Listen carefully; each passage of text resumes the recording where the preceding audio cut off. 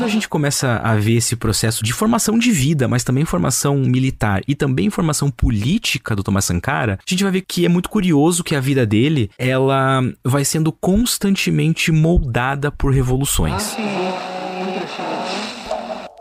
Você está ouvindo o História FM.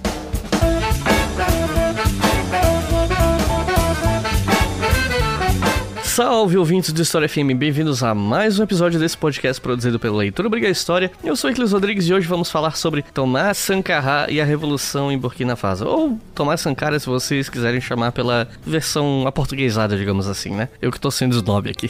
E para falar sobre esse assunto, mais uma vez conosco, o professor Otávio Luiz, a quem eu passo a palavra para se apresentar para vocês. Então, Otávio, seja muito bem-vindo novamente e fique à vontade. Olá, Iclis, muito obrigado. Eu já inicio aqui deixando o meu abraço aos nossos ouvintes. Sempre um prazer estar aqui. Esse é o 5º, 6º, 7º episódio que eu participo, eu já nem sei, mas é sempre muito bom poder falar um pouco sobre história da África nas diferentes temporalidades que a gente já tratou, né? Então, me apresentando rapidamente, para quem ainda não me conhece e não teve oportunidade de ouvir alguns dos outros episódios, que aliás, eu vou fazer uma pequena propaganda de alguns deles durante esse episódio. Eu sou o Otávio, sou professor de História da África na UFPR, né? Eu tendo a trabalhar com História da África anteriormente ao século XVI, então minha área de pesquisa efetivamente é a África pré-moderna, mas eu sempre comento, né, em todas as minhas participações aqui que eu tô cada vez mais desacreditado das cronologias, digamos assim, e tenho tentado trabalhar numa perspectiva um pouco mais transtemporal, né, fazendo alguns saltos mais pra frente, mais pra trás, e de qualquer maneira é bastante difícil a gente falar de história da África sem trazer para assuntos contemporâneos, um pouco do que a gente vai falar hoje, inclusive. Então, também tenho um interesse bem grande em África do século XVIII, do século XIX, do século XX, né? E também já faço essa apresentação como uma espécie de disclaimer, digamos assim, que o assunto que a gente vai tratar hoje, né? Como você falou, Thomas Sankara, ou Sankara, que é o nome que eu vou adotar aqui para ficar um pouco mais fácil, é um assunto que foge diretamente do meu domínio, mas o assunto muito me interessa porque envolve pan-africanismo, perspectivas pós-coloniais, anticoloniais da África, que é um assunto que me interessa bastante. Então espero poder dar conta desse tema, que eu acho que é bem interessante, tenho certeza que muita gente tem interesse, apesar de que a gente não encontra muita produção sobre tanto o personagem Thomas Sankara, quanto a história do Burkina Faso aqui no Brasil. Então espero que a gente consiga produzir aqui um material bem legal. Então é isso, vamos conhecer um pouco mais essa figura histórica de Burkina Faso depois dos comerciais.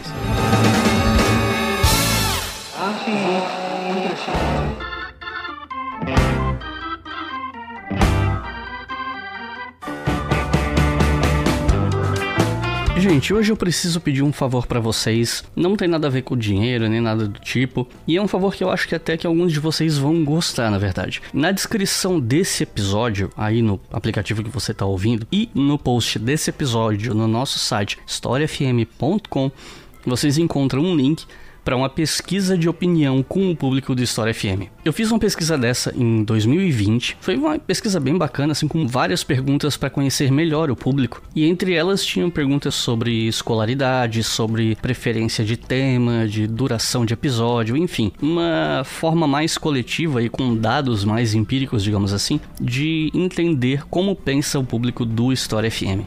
2 anos depois, tô eu aqui de novo fazendo, mas dessa vez eu quero que a pesquisa seja mais ampla. Eu tirei algumas perguntas, mudei algumas que eu achei que estavam mal formuladas na época, adicionei umas perguntas novas, e eu vou deixar essa pesquisa mais tempo no ar. Da outra vez ficou, sei lá, 1 semana. Dessa vez vai ficar no ar por umas 3 semanas. Então, a minha ideia é coletar o máximo possível de votos mesmo, né? De votos não, de respostas, digamos assim. Vou divulgar nas redes sociais também. Uma forma de encontrar o link dessa pesquisa também, se você tá ouvindo isso aí e não consegue clicar no link ou não consegue entrar no site, você pode ir no meu Instagram, @obrigahistoria, e vai ter um destaque chamado pesquisa. Clica no destaque, lá vai ter o link para você responder por um formulário do Google, é bem tranquilo. Coisa de, não sei, 5 minutos talvez. E quanto mais votos eu tiver, mais precisos são os dados a respeito de vocês que ouvem. Então, se vocês puderem me ajudar, eu agradeço muito. Esse tipo de dado ajuda para fazer, sei lá, Media Kit, se eu quiser ir atrás de patrocínio. Mas o meu principal motivo para fazer essa pesquisa é porque depois eu publico os dados dela em forma de texto no site. E esse post, né, com os resultados comentados, ajudam, ou podem ajudar pelo menos, pesquisadores e pesquisadoras que estudam história pública em meios digitais, porque de vez em quando eu fico sabendo, né, de algum estudante que está estudando meu trabalho, que está fazendo um artigo em cima ou do meu canal ou do meu podcast, e eu não dou mais entrevista para esse tipo de trabalho, tenho meus motivos pessoais para isso, mas eu também não queria deixar os pesquisadores totalmente desamparados, sem nenhum tipo de dado nem nada, né? Então, um resultado de pesquisa como esse pode ajudar muito os pesquisadores que querem estudar o História FM ou Leitura Obriga História como fonte, né? Em artigo, TCC, dissertação, tese, enfim. Então, se você puder responder essa pesquisa, eu ficaria muito agradecido. E eu quero falar também da nossa campanha no Apoia-se, porque é ela que financia esse projeto aqui, né? Lá em apoia.se/obrigahistoria, você pode colaborar a partir de R$2 por mês, e aí você tem o seu nome lido aqui quando você se torna novo apoiador, você tem acesso ao mural, a alguns posts que são... A maioria dos posts, na verdade, são exclusivos para apoiadores, tem posts de spoilers, por exemplo, vocês sempre ficam sabendo antes, né, o que eu tô pretendendo fazer, falo um pouquinho de bastidores às vezes também, então, você consegue tudo isso apoiando a partir de R$2 por mês. E se você conseguir apoiar com um pouco mais, com R$5 por mês, você pode ouvir os episódios do História FM com antecedência. E os nossos novos apoiadores e apoiadoras são Gabriel Furlan, Kelly Alonso, Wagner Guerese, Tiba Maria, José Gomes, Fábio Sorge e Guilherme Gasparotto. Muito obrigado, pessoal. São vocês que mantêm esse podcast no ar. Não é modo de dizer, não é puxar saquismo, é literalmente isso. O podcast só existe graças aos nossos colaboradores e colaboradoras no Apoia-se. Muito obrigado, sempre. Agora chega de papo e vamos para o episódio.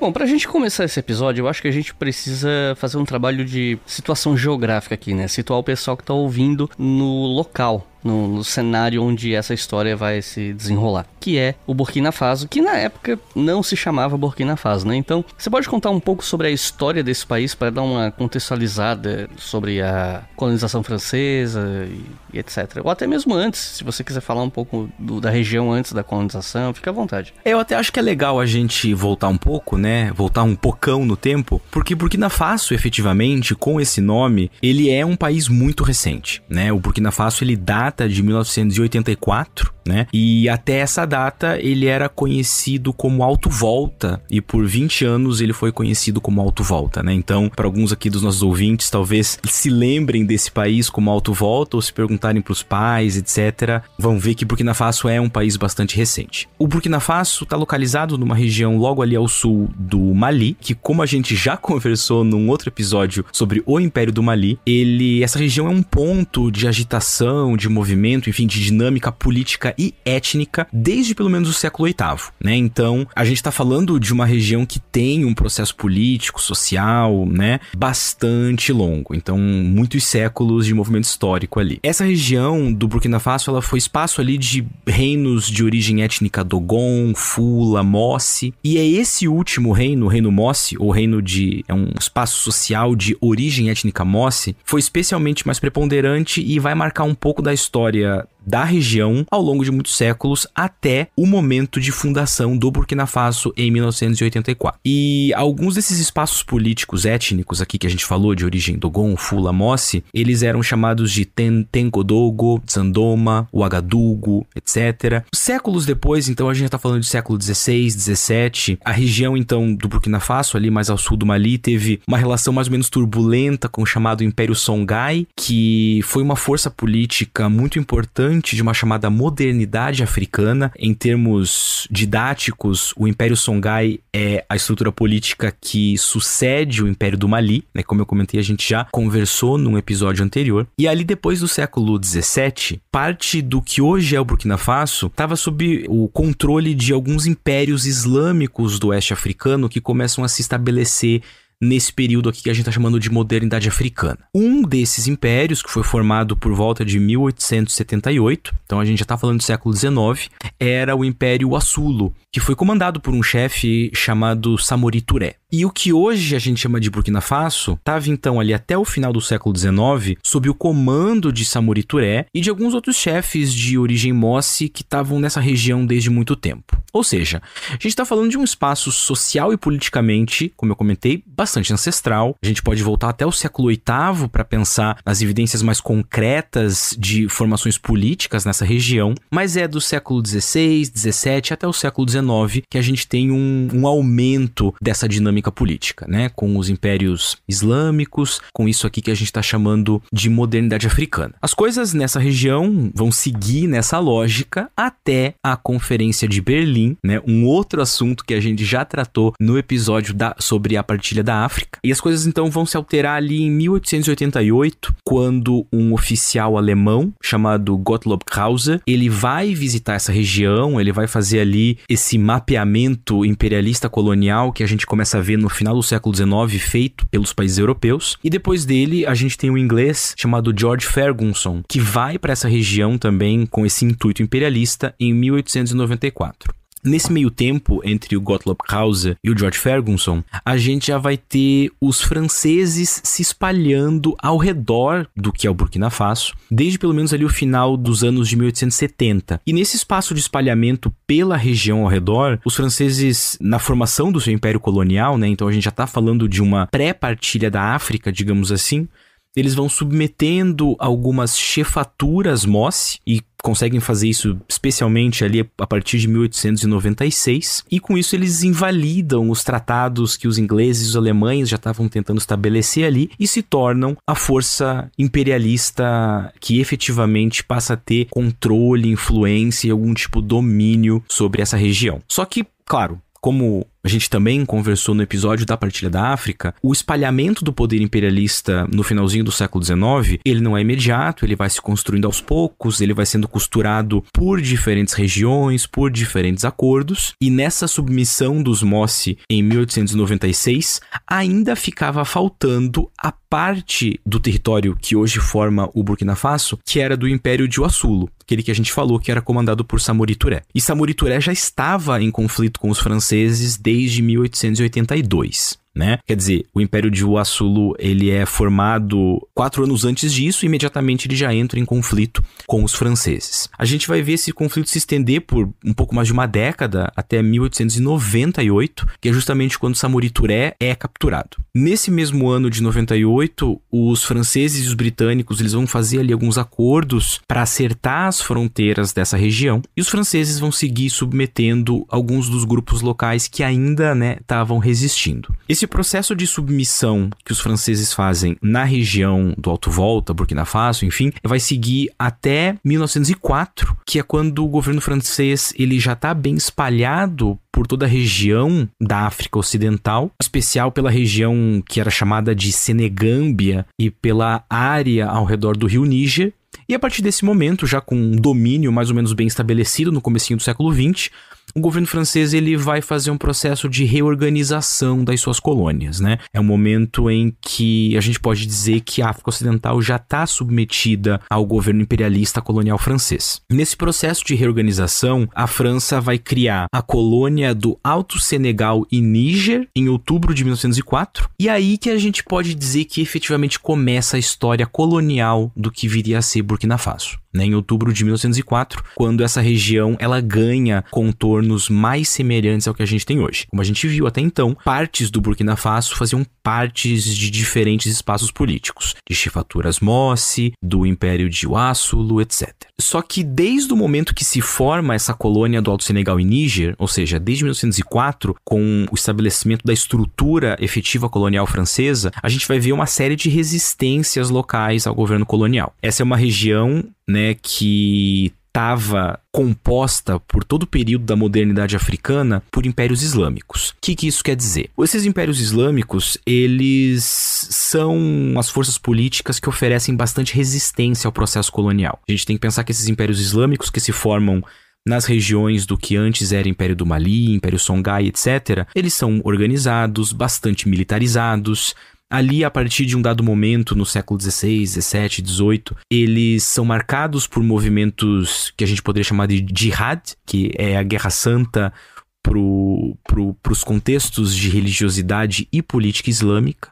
então eles eram acostumados ao enfrentamento. Quando franceses, ingleses, etc., começam a se espalhar pelas regiões da África Ocidental, um grande foco de resistência vai ser justamente esses espaços que estavam sob a autoridade desses impérios islâmicos. Né? E a colônia do Alto Senegal e Níger não é uma exceção. E aí a gente vê, por exemplo, que uma das resistências mais emblemáticas anticoloniais que a gente tem nesse espaço é chamada de Guerra do Volta Bani, que acontece tanto no que hoje é Burkina Faso quanto no que hoje é Mali, que vai de 1915 a 1917. Tem uma relação direta com os efeitos da Primeira Guerra Mundial, inclusive. Né? Assim que a gente tem o fim desse conflito e o fim da Primeira Guerra Mundial, os franceses eles decidem mais uma vez fazer um processo de reorganização política, logística, administrativa dos seus domínios coloniais e vão fazer a separação de alguns dos territórios. E aí a gente passa a ter essa colônia, ela vai ser a colônia que era até então chamada de Alto Senegal e Níger, vai se desmembrar e a gente vai ter o surgimento do Alto Volta francês em 1919. Esse Alto Volta francês já é, para todos os efeitos, o Burkina Faso, né? O que vai ser o Burkina Faso. Então a gente consegue perceber que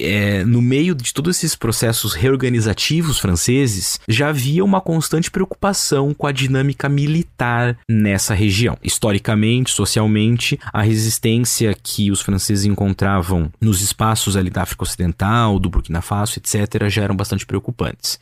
Então, uma medida que os franceses vão tomar para lidar com esse processo todo e tornar essas colônias lucrativas, digamos assim, é transformar o país, enfim, a colônia nesse caso, numa zona para coleta de algodão, meio que baseado no trabalho coercitivo, né? Então, um trabalho coercitivo sendo usado como uma forma de minar os processos de resistência militarizada. Isso, claro, não vai dar certo, vai haver também bastante resistência agora também a esse trabalho coercitivo de coleta de algodão, e aí os franceses decidem desmembrar mais uma vez o próprio Alto Volta em 1932, que vai ficar dividido entre a Costa do Marfim, o chamado Sudão Francês, que mais à frente viria a ser conhecido como Mali, e o Níger. Isso vai irritar bastante os habitantes do Alto Volta, que vão estar com sua autoridade local dividida agora entre outras 3 colônias, que basicamente outros 3 países, e a Costa do Marfim vai ser um país, um ator bastante importante aqui para o nosso episódio. E depois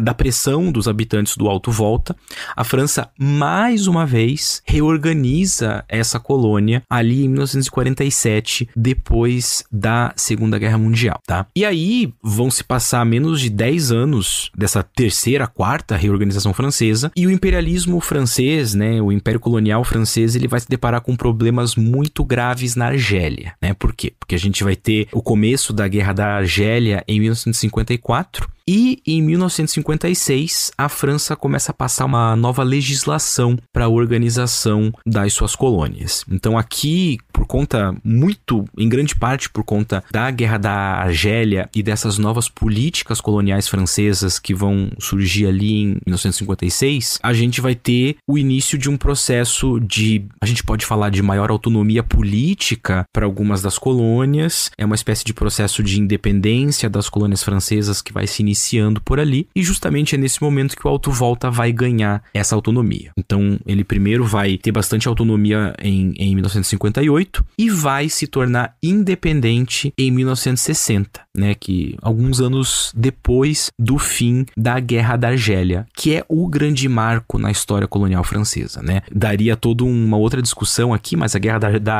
Argélia, ela coloca em questão do ponto de vista político, econômico, ideológico, perspectiva de um império colonial aos moldes do final do século XIX e início do século XX, e é a partir daqui que a gente vai ver isso que era a África Ocidental francesa ganhando novos traços. E nesses novos traços, a gente vai ter o surgimento, a partir de 1960, do Alto Volta Independente, que mais tarde, dali a 20 e poucos anos, viria a se tornar o Burkina Faso. That the only thing we have to fear is fear itself.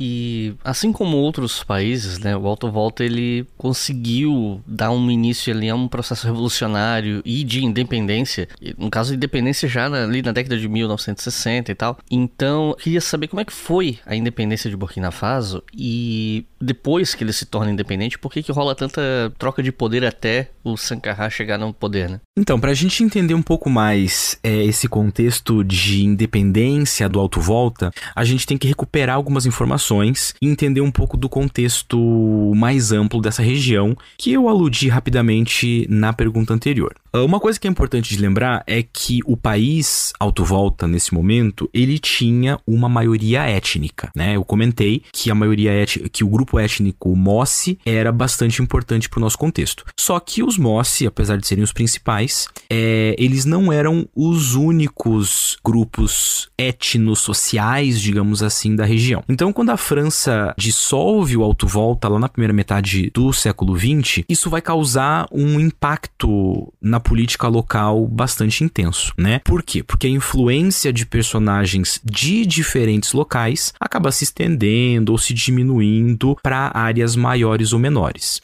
Um exemplo disso bastante importante aqui para nós, no caso das regiões que estavam sob domínio Mossi, é que depois da dissolução do Alto Volta, a gente vai ter a presença importante de um político da Costa do Marfim, porque quando o Alto Volta se dissolve, ali alguns anos antes da independência, partes dele, como eu comentei, vão para a Costa do Marfim, né? E nesse momento, um político muito importante da Costa do Marfim era o Félix Houphouët-Boigny, que era um personagem de origem baulé, que é uma etnia do povo Akan, tá? O que significa isso tudo? Por que a gente está falando aqui desses pontos étnicos, tá? Porque quando a gente está falando de espaços políticos de algumas regiões do continente africano que passam por processos de transformação política, ou seja, passam por processos de neocolonização, imperialismo, etc., a gente vai ter reorganizações que vêm de cima para baixo. Ou seja, reorganizações políticas que vêm da Europa, né, das forças imperialistas europeias, que vão se aliar ou usar diferentes grupos, diferentes espaços sociais para reorganizar as regiões da forma que elas bem entendem. Isso significa que a gente vai ter ascensão e queda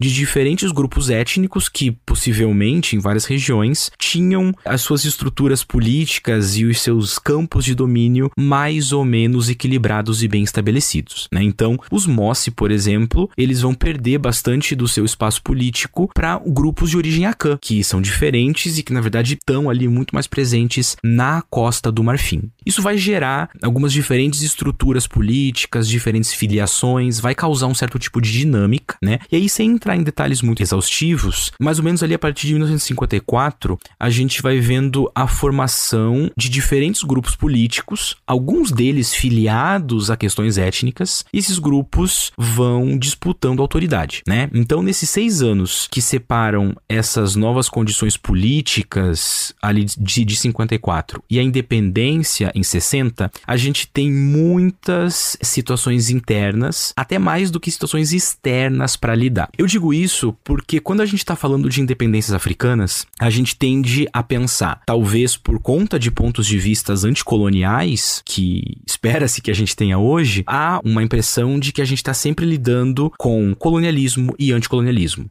com forças europeias e forças africanas diametralmente opostas. E não é o que acontece em todos os espaços. A gente vai ter diferentes formas de independência acontecendo em diferentes países. Por exemplo, os países que estavam sob domínio português, né, a chamada África lusófona ou África portuguesa, Moçambique, Angola, Cabo Verde, Guiné-Bissau, etc., vão passar por processos de independência muito mais violentos. Países da África Ocidental, que no geral estavam sob domínio da França, vão passar, dependendo do país, por modelos de independência menos violentos, mais cooperativos, enfim, né? Depende ali de caso a caso. E no caso do Alto Volta, por exemplo, a gente vai ter um processo político interno que vai afetar diretamente as visões de independência e de futuro do país, né? Então, a gente vai ter, por exemplo, um partido muito importante que é o RDA, né? Ou Rassemblement Démocratique Africain, Assembleia Democrática Africana, que foi justamente criado pelo Houphouët-Boigny Houphouët-Boigny, então da Costa do Marfim. A gente também tem o PSEMA, ou PCMA, o Parti Social pour l'Émancipation des Masses Africaines, Partido Social pela Emancipação das Massas Africanas. Alguns outros partidos que também vão estar ali disputando diferentes modelos de país, né? E além desses partidos, a gente tem as elites tradicionais dos Mossi, que tinham na figura de um personagem chamado Mogonaba, uma espécie de título régio, né? O seu líder. Inclusive, em 58, o Mogonaba de então, ele vai tentar dar um golpe nessa coalizão de partidos políticos para estabelecer um projeto político Mossi muito próprio, né? E na época, o Mogonaba era um cara chamado Kugri e tenta se estabelecer como chefe do país. Ou seja, a gente tem partidos mais vinculados à Costa do Marfim, a gente tem partidos mais radicais, a gente tem elites tradicionais apegadas a elementos muito ancestrais da região e eventualmente até mesmo a própria França, que vão tentar estabelecer formas de governo mais monárquicos, digamos assim, né? E tudo isso vai estar ali criando uma série de diferentes tensões e dinâmicas políticas pré e pós-independência do Alto Volta, né? Então, entre 58 e 60, toda a região da África Ocidental, ela começa a ficar dividida entre diferentes líderes que vão ter diferentes planos para a autonomia que vai ser concedida pela França. Por exemplo, o Leopoldo Senghor e o Keita, que era presidente do Mali, eles queriam um sistema mais federalista para os diferentes países da África Ocidental, enquanto que Houphouët-Boigny tinha um plano mais unificador. Ou seja, né, projetos políticos unificadores, federalistas, como eu falei, diferentes projetos de independência para a África Ocidental. Nesse contexto, o cara que era então chefe do Alto Volta, chamado de Maurice Yameogo, ele particularmente não via grandes vantagens em ter uma independência total da França, que inclusive era uma visão mais ou menos comum nesse período, né? Muitos países, eles até queriam um pouco mais de autonomia, mas não viam vantagens políticas, econômicas em cortarem todos os laços políticos com a metrópole, com a França, né? E o caso do Alto Volta é um desses casos, bastante emblemático. Mas, de qualquer maneira, ele não consegue barrar esse movimento que, como a gente viu, vai vir ali em 1960, né? Só que nesses poucos anos ali, entre 58 e 60, entre a autonomia e a efetiva independência, esse contexto político interno, ele é quase tão relevante, se não mais relevante, do que o próprio movimento de independência. Porque é esse contexto interno que vai criar o ambiente de relações externas entre as novas repúblicas da África Ocidental, que estavam bastante próximas, né? E isso, claro, vai afetar a política interna do Alto Volta, né? O Maurice Yameogo, por exemplo, ele já estava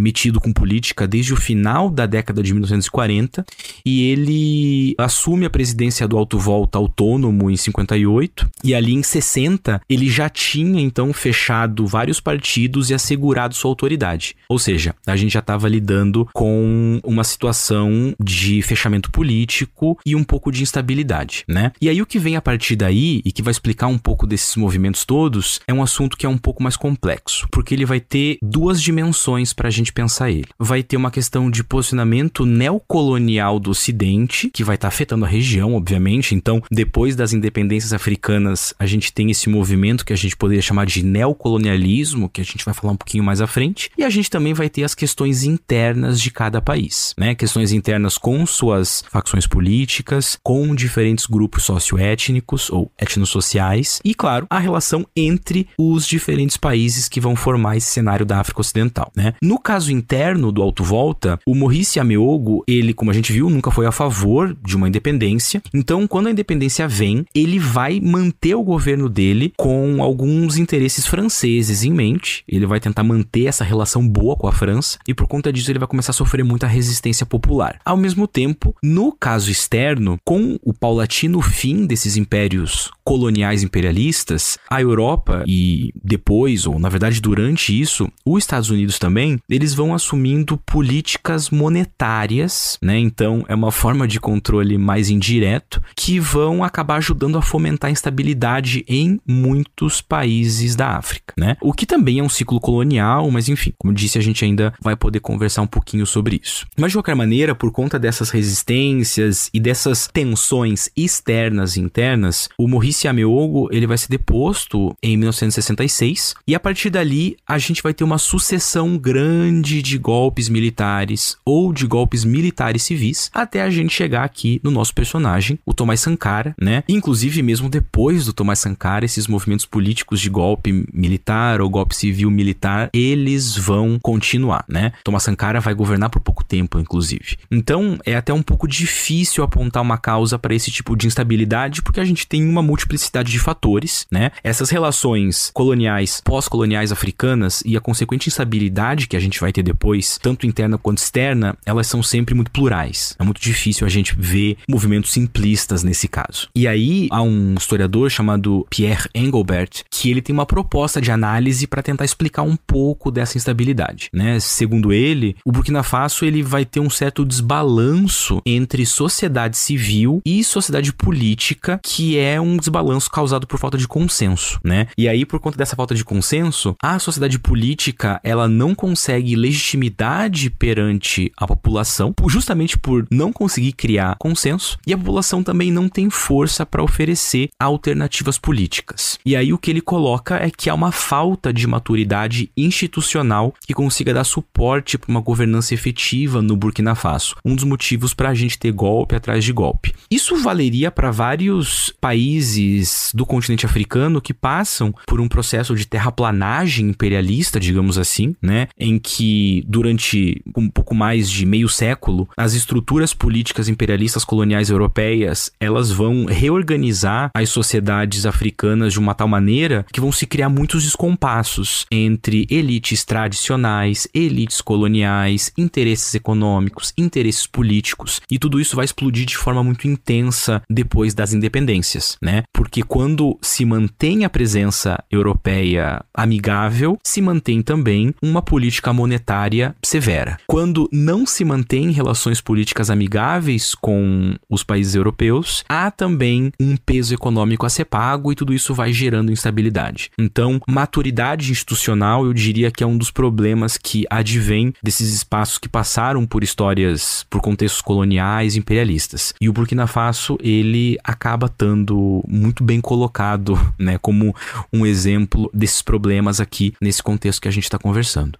E bom, agora eu queria chegar de fato no Thomas Sankara, né? Pra gente saber um pouco da história de vida dele, de como é que ele chegou a se tornar uma figura política influente e tal, antes de ele chegar no poder, né? Bom, o Thomas Sankara, ele nasce em dezembro de 1949, né? Inclusive, uma curiosidade, é por isso que ele tem o nome Noel, né? O nome completo dele é Thomas Isidore Noel Sankara, então Thomas Isidore Noel Sankara, e ele vai ser um caso muito emblemático dessa realidade sociopolítica burkinabé, que é como a gente se refere à origem, a quem tem origem em Burkina Faso, porque ele é um personagem de origem multiétnica, digamos assim. O pai dele era de origem Fulani e a mãe dele era de origem Mossi. Então dá pra ver como ele vai encarnar essas diferentes realidades étnico-sociais do país. O que a gente sabe do processo de crescimento, enfim, infância do Thomas Sankara, é que ele era um aluno bem dedicado. Ele, inclusive, quase chegou a fazer seminário. Ele ia se tornar um sacerdote, mas ele acaba seguindo uma educação secular e ele, por conta disso, ele vai sair de casa porque ele morava numa cidade chamada Gawa. E ele vai estudar em Dioulasso, que era um centro educacional, político um pouco maior ali na região do Alto Volta. Nesse momento em que ele vai estudar em Bobo Dioulasso, Sankara tem 17 anos e nesse contexto o exército estava ganhando bastante popularidade, né? E aí Thomas Sankara ele vai se alistar e assim que ele se alista vai ocorrer aqui um golpe que vai depor o Maurice Ameogo e que vai instituir como presidente o coronel Sangoulé Lamizana, né? Então, esse é o ponto. Com a deposição do Maurice Ameogo e com a ascensão do Sangoulé Lamizana, a gente vai ter esse momento de virada na história do Alto Volta, Burkina Faso, justamente porque é o momento em que a figura que estava ali demarcando a transição da política colonial para a autonomia, para a independência, vai sair de cena e a gente vai ter o primeiro líder militar desse país. O primeiro de uma longa lista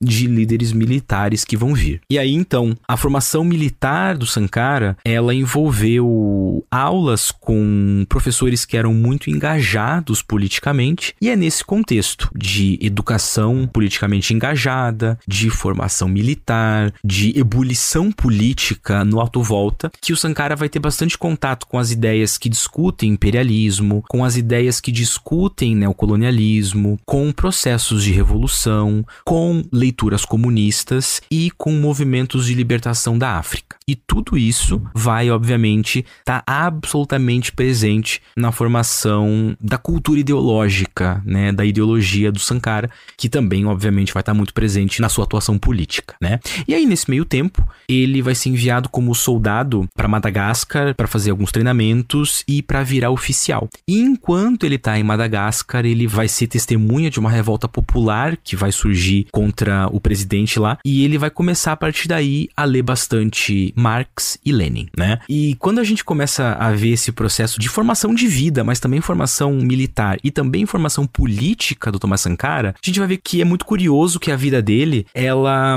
vai sendo constantemente moldada por revoluções. Ele, assim, de maneira um pouco simbólica, o Thomas Sankara é um filho de revoluções, né? Porque ele vai nascer no ano da Revolução Chinesa, ele vai ver o golpe de 1966 no Alto Volta, que vai depor o Maurice Yameogo e vai ascender o Sangoulé Lamizana. Ele vai ver os levantes de 71 e 72 em Madagascar, quando ele estava treinando para virar oficial, né? Então, diante disso tudo, é bastante compreensível que ele acabasse buscando uma formação teórica que fosse amparando essa visão de mundo que ele vai tendo, né? Ele está ali testemunhando um momento muito importante, não só no continente africano, mas em outras partes do mundo também, né? E aí, a partir, digamos, dessa busca por formações teóricas, etc., ele vai entrando em contato com autores e com políticos revolucionários, né, de dentro e de fora da África. Ele vai ter contato com Che Guevara, ele vai ter contato com Amílcar Cabral, da Guiné-Bissau, ele vai ter contato com Samora Machel, do Moçambique, ele vai ter contato com Julius Nyerere, da Tanzânia, com Walter Rodney, que era um acadêmico da Guiana, que passa algum tempo lecionando na Tanzânia e tem um livro muito importante que a gente já conversou em outro episódio, inclusive, chamado Como a Europa Subdesenvolveu a África, né? Então, todo esse movimento político teórico tá ali formando o caráter, o pensamento e a visão de mundo do Thomas Sankara. E aí, no meio desses processos de formação toda, ele vai encontrar uma figura muito importante, que vai ser também aqui fundamental para a nossa narrativa, que é o Blaise Compaoré. E junto com o Blaise e com alguns outros personagens ali desse contexto militar engajado politicamente, eles vão fundar uma organização comunista dentro do próprio exército por volta ali de 1976. Nesse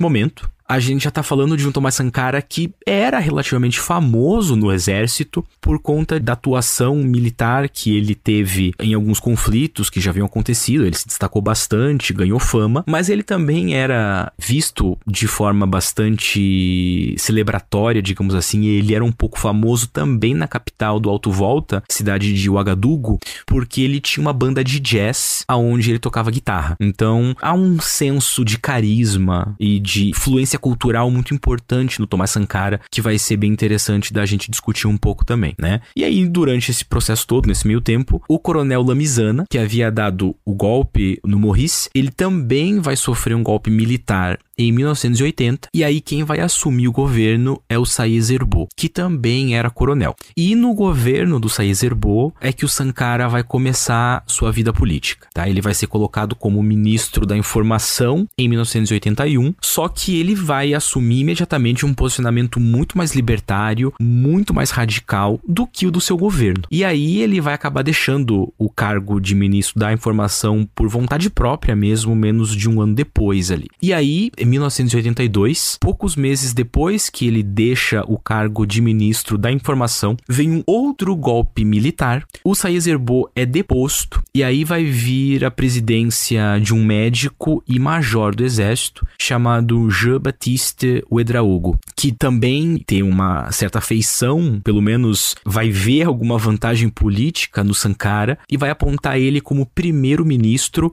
no começo de 1983. Mas, de novo, Sankara vai ficar no posto só uns 4 meses, muito também por conta do seu posicionamento bastante radicalizado, que geralmente entrava em choque com o governo. Só que de qualquer maneira, o governo do Ouedraogo, ele vai começar a sofrer algumas tensões internas, e nesse processo de tensão, de oposição, de ebulição, né, a gente tá falando então aqui do 3º, 4º golpe militar já, o Sankara vai ser preso junto de outras figuras políticas, né? Só que essa prisão vai ser um tiro que vai sair pela culatra, porque Sankara era muito bem quisto por muita gente, ele era popular, ele era famoso, e o Blaise Compaoré, que a gente comentou um pouco antes, que fundou aquele grupo comunista com o Sankara dentro do exército, ele vai demandar a libertação do Sankara, o Sankara vai ser libertado, e aí ele vai dar um golpe em 1983, né, que é quando Sankara vai virar presidente. Então, nesse momento, Blaise Compaoré e Sankara ali estão bastante juntos, né?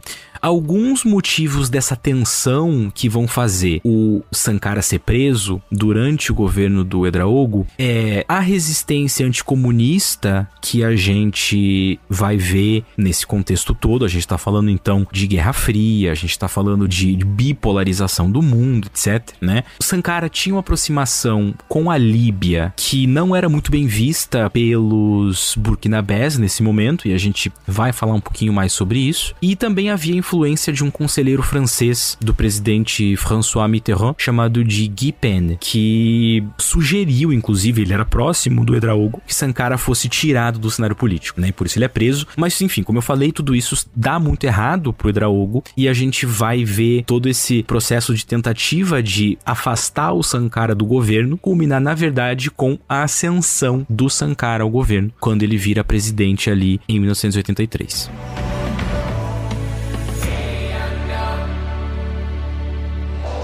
Você está ouvindo o História FM.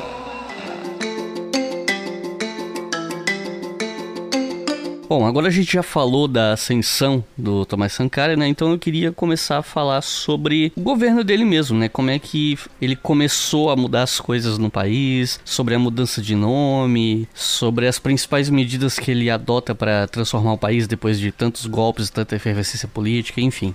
Assim, na verdade, um ponto muito central para a gente entender tanto Sankara quanto as medidas que ele toma no seu governo é que Sankara era um anti-imperialista assumido, né? Então, quando ele tá no governo, ele vai trazer de maneira muito intensa essa perspectiva anti-imperialista, tá? E talvez esse seja um dos grandes pontos que fazem o Thomas Sankara se destacar bastante, né? Mas a gente vai chegar nesse ponto um pouco mais pra frente. E por conta dessa vertente muito abertamente anti-imperialista, desse posicionamento muito firme anti-imperialista, a gente vai ver a aproximação do Sankara com outros líderes africanos, que foi um processo muito fundamental para a política dele, mas na verdade não só essa aproximação com outros líderes africanos é muito fundamental, mas também com outras experiências africanas. Por quê? Porque a gente tem que pensar o seguinte, talvez aqui um exagero um pouco subjetivo meu, mas o Sankara era muito jovem quando ele assume o governo. Ele tinha 33 anos. E daí, tá? Ele não só era jovem quando ele assume o governo, como toda a juventude dele foi formada vendo todo um desenvolvimento africano e global que foi recheado de movimentos revolucionários, né? Então, ele passou a vida dele vendo experiências africanas de libertação, vendo experiências africanas de libertação que deram mais certo, que deram menos certo, que foram mais prósperas, que foram menos prósperas, e quais dessas experiências africanas também geraram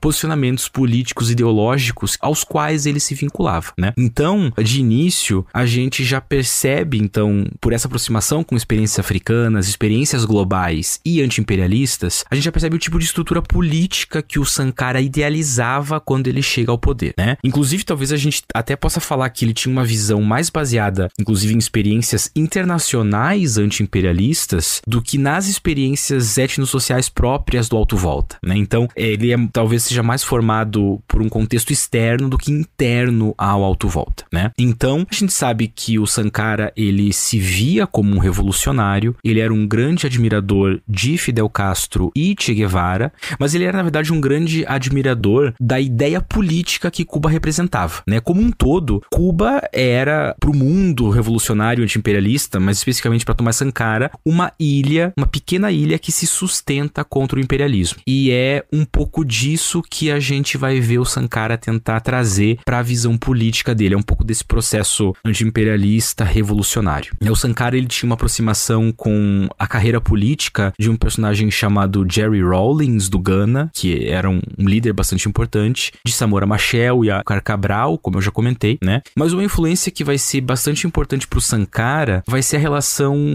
que ele estabelece com o líder da Líbia nessa época, quando ele tá ascendendo ao poder, que é o Muammar al-Gaddafi, né? Que basicamente comandava a Líbia desde o final dos anos 1960, né? Al-Gaddafi apoiou o golpe que trouxe Sankara ao poder em 83, né? E como ele também era um auto-intitulado líder anti-imperialista, mas com intenções bastante preponderantes para a África ao sul do Saara, ele também tenta se aproximar ao máximo do Sankara, né? O Sankara vai se tornando cada vez mais um pouco cético com essa relação, com as ambições do al-Gaddafi, mas talvez ele visse inclusive nas ideologias políticas do al-Gaddafi algumas ideias interessantes para serem estabelecidas em Burkina Faso, né? Então, a gente pode dizer assim de forma resumida que o Thomas Sankara, ele era muito cético com alinhamentos internacionais, mas ele era muito cioso de experiências internacionais, especialmente a experiência cubana, que foi bastante marcante para a sua visão de luta anti-imperialista, né? Então, quando o Thomas Sankara, ele vai assumir o poder do Alto Volta, ele vai trazer todas essas influências da sua experiência formativa com a ideia de transformar completamente o país e de desenvolver economicamente, socialmente e politicamente o Alto Volta, né?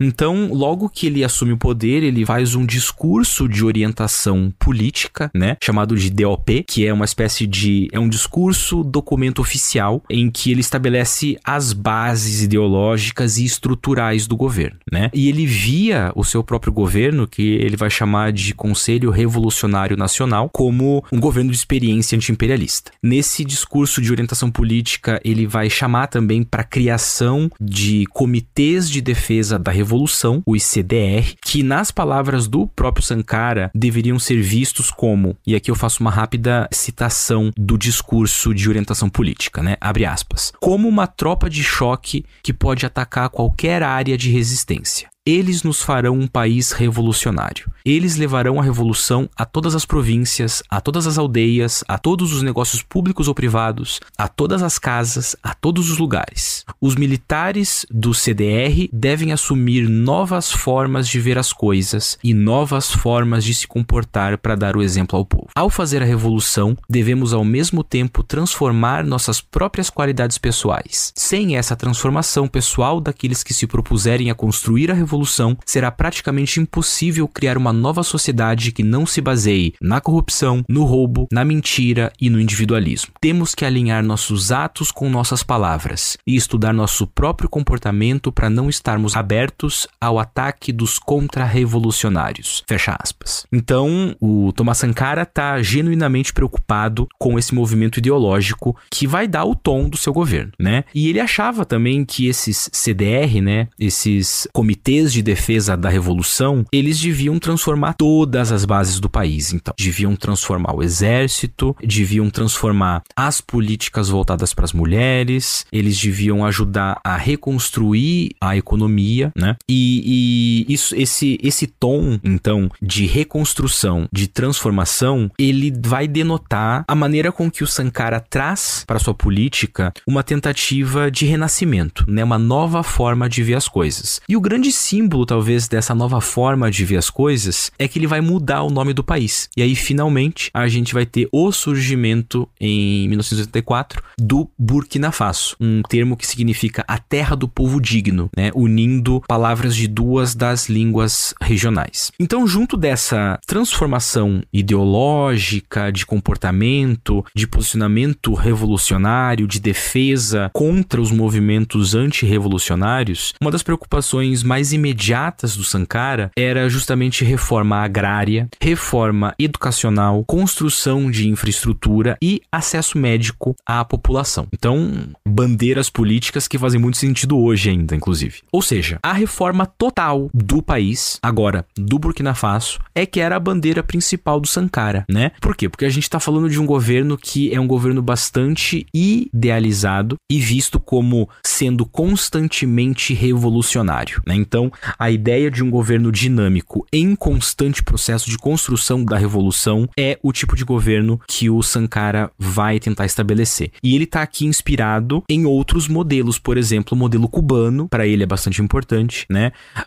Processos teóricos acerca de revolução e anti-imperialismo estão alimentando esse governo, né? Então, a gente tá falando de um governo bastante ideológico, mas aqui não em nenhum sentido negativo. É simplesmente que a base ideológica é absolutamente fundamental para que a gente entenda todos esses processos históricos e políticos do Thomas Sankara, né? E isso a gente pode entender também vendo que um dos objetivos do Sankara era justamente também criar um país que se tornasse independente do auxílio internacional. Porque, talvez por influência de um outro líder africano muito importante, Kwame Nkrumah, né? O neocolonialismo era um dos grandes medos do Thomas Sankara. Deixa eu aqui fazer um breve parênteses, só para explicar que Kwame Nkrumah foi o personagem que liderou um país chamado Costa do Ouro na independência da Inglaterra e depois ele se torna Gana, né? O primeiro país da África ao sul do Saara, da chamada África Negra, a se tornar independente. E Kwame Nkrumah era um pan-africanista, um grande partidário da unidade africana e um ideólogo anti-imperialista muito importante, né? E ele, inclusive, vai lançar uma obra bastante marcante chamada Neocolonialismo, o último estágio do imperialismo, em que ele vai denunciar, ou ele vai, na verdade, prever, antes de denunciar, as formas de controle que as forças imperialistas vão tentar exercer sobre a África depois que países começarem a se tornar independentes. E ele vai apontar como o domínio econômico vai ser a grande ferramenta desse neocolonialismo, né? E na tentativa de tornar o Burkina Faso independente de auxílios internacionais, o Thomas Sankara vai estar também tentando estabelecer o Burkina Faso como um país livre do neocolonialismo. E essa relação bastante conflituosa com as perspectivas de auxílio financeiro internacional, etc., com essa constante denúncia e preocupação com o neocolonialismo, vão muito rapidamente colocar o Burkina Faso em rota de colisão com outros países africanos e europeus, e com os Estados Unidos também, né? E isso vai ter aqui toda uma importância para a gente entender o desenvolvimento do governo do Thomas Sankara e dos processos e dos golpes que vão vir depois, inclusive.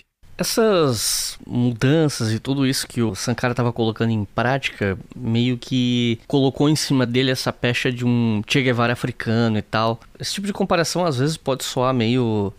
comparar o cara africano com o cara de outro lugar e tal, mas nesse contexto de lutas de libertação do terceiro mundo, eu imagino que isso fosse um apelido bem visto, né, talvez pelo próprio Sankara, não sei, mas eu queria saber uma outra questão aqui, que é um assunto que costuma vir à tona quando a gente fala dessas revoluções em países chamados de terceiro mundo, que é a questão das mulheres, porque normalmente esses governos de inspiração socialista tentam trazer alguma mudança positiva para o status das mulheres na sociedade, né? Então eu queria saber o que é que mudou para as mulheres em Burkina Faso depois que o Sankara assume o poder. Então eu acho legal que a gente comece a falar sobre isso mais uma vez com essa questão das visões da teoria política do Sankara. Tô batendo bastante nessa tecla porque isso é muito fundamental para entender essa figura e inclusive, né, aproveitando o que você comentou do Che Guevara africano, esse é um caso específico que eu acho que é uma comparação muito boa, que provavelmente o próprio Thomas Sankara gostaria, inclusive. Porque justamente por ele ter essa importante filiação quase que internacionalista, assim, com a ideia de anti-imperialismo e de revolução, né? Por quê? E o que isso tem a ver com as políticas de gênero, digamos assim, que o Sankara estabelece em Burkina Faso? Thomas Sankara, ele importava do marxismo e da sua leitura das experiências socialistas a noção de de uma solidariedade entre pessoas e entre povos. Ele traz também um senso coletivo de povo, de comunidade, que é muito importante, a noção de que esse povo sempre tem que ser autossuficiente, né? E aqui ele traz também uma correção das ideias anteriores de Revolução Africana, que sempre focavam muito na ideia de homem. Então, por exemplo, Kwame Nkrumah, nos seus discursos de unificação africana, de pan-africanismo, de África independente, etc., ele fala do surgimento de um novo homem africano.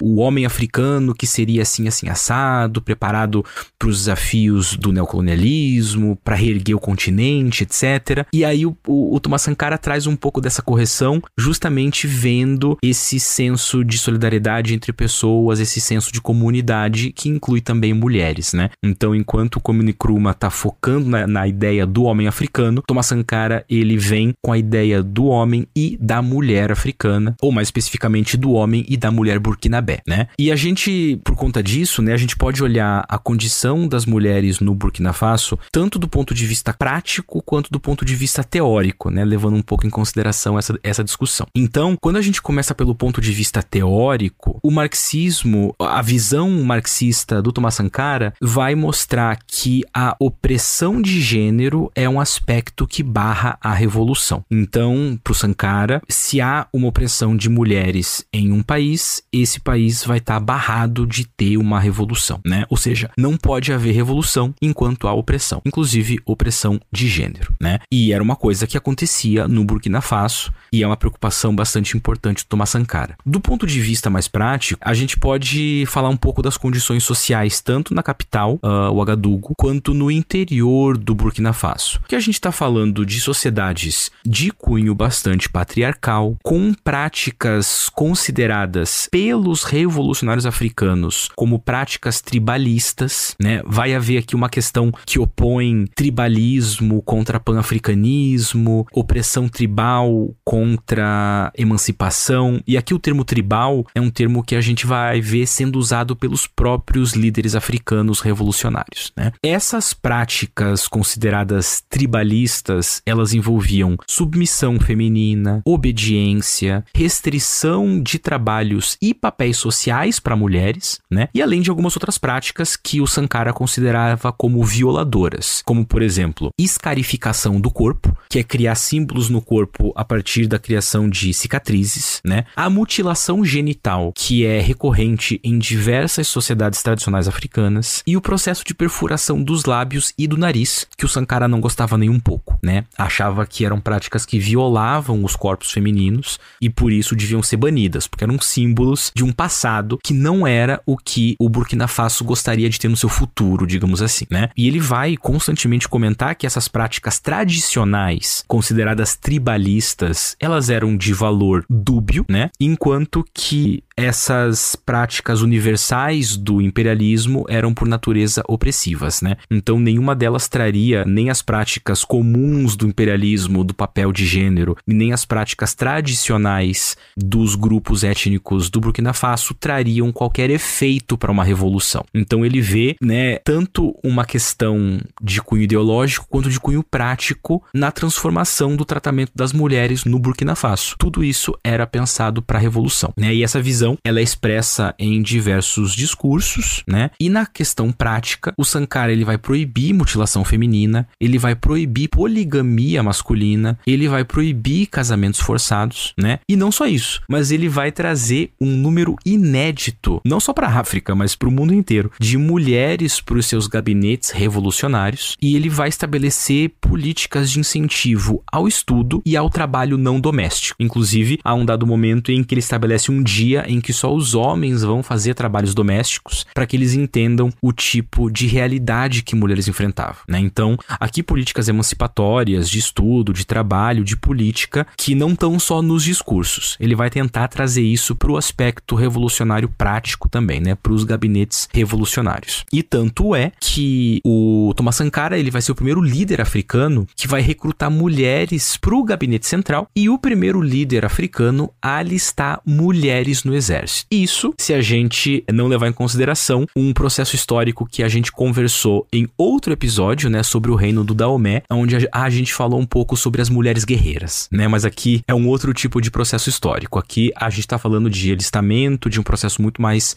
modernizado, digamos assim, de estrutura estatal, né? Então o que a gente tem é uma política de impacto real para as questões de gênero, para as mulheres nessa sociedade, e segundo o próprio Thomas Sankara, essas políticas, elas eram absolutamente necessárias, na verdade, porque o Burkina Faso, revolucionário, ele precisava construir novas formas de relações sociais também. Ou seja, não bastava apenas uma revolução política, era preciso também uma revolução interna que reconstruísse as relações sociais dentro do país, né? Eu só retomo aqui que isso é importante porque quando a gente está falando de processos revolucionários africanos, muitas vezes a gente está falando não só de uma luta anti-imperialista, mas também de uma luta interna que visa, como eu comentei, lidar com situações ditas tribais que essas lideranças que se viam vanguardistas, com leituras marxistas, com leituras socialistas, etc., condenavam, né? Então, para esse socialismo africano que ia se desenhando em diferentes países, o tribalismo era um senso arcaico, assim, era um símbolo arcaico também de controle, né? Inclusive um símbolo arcaico de controle que foi utilizado pelas forças imperialistas europeias, né? Foi usado ao seu favor, digamos assim, ao favor do imperialismo. Então, é importante notar que essa reconstrução interna também está marcando ali algumas experiências. Eu tenho para mim que a experiência do Burkina Faso e de Thomas Sankara é a que leva ao pé da letra, assim, é a que leva ao máximo essa perspectiva da teoria para a prática de uma reconstrução social interna, não só de um processo revolucionário também de luta externa.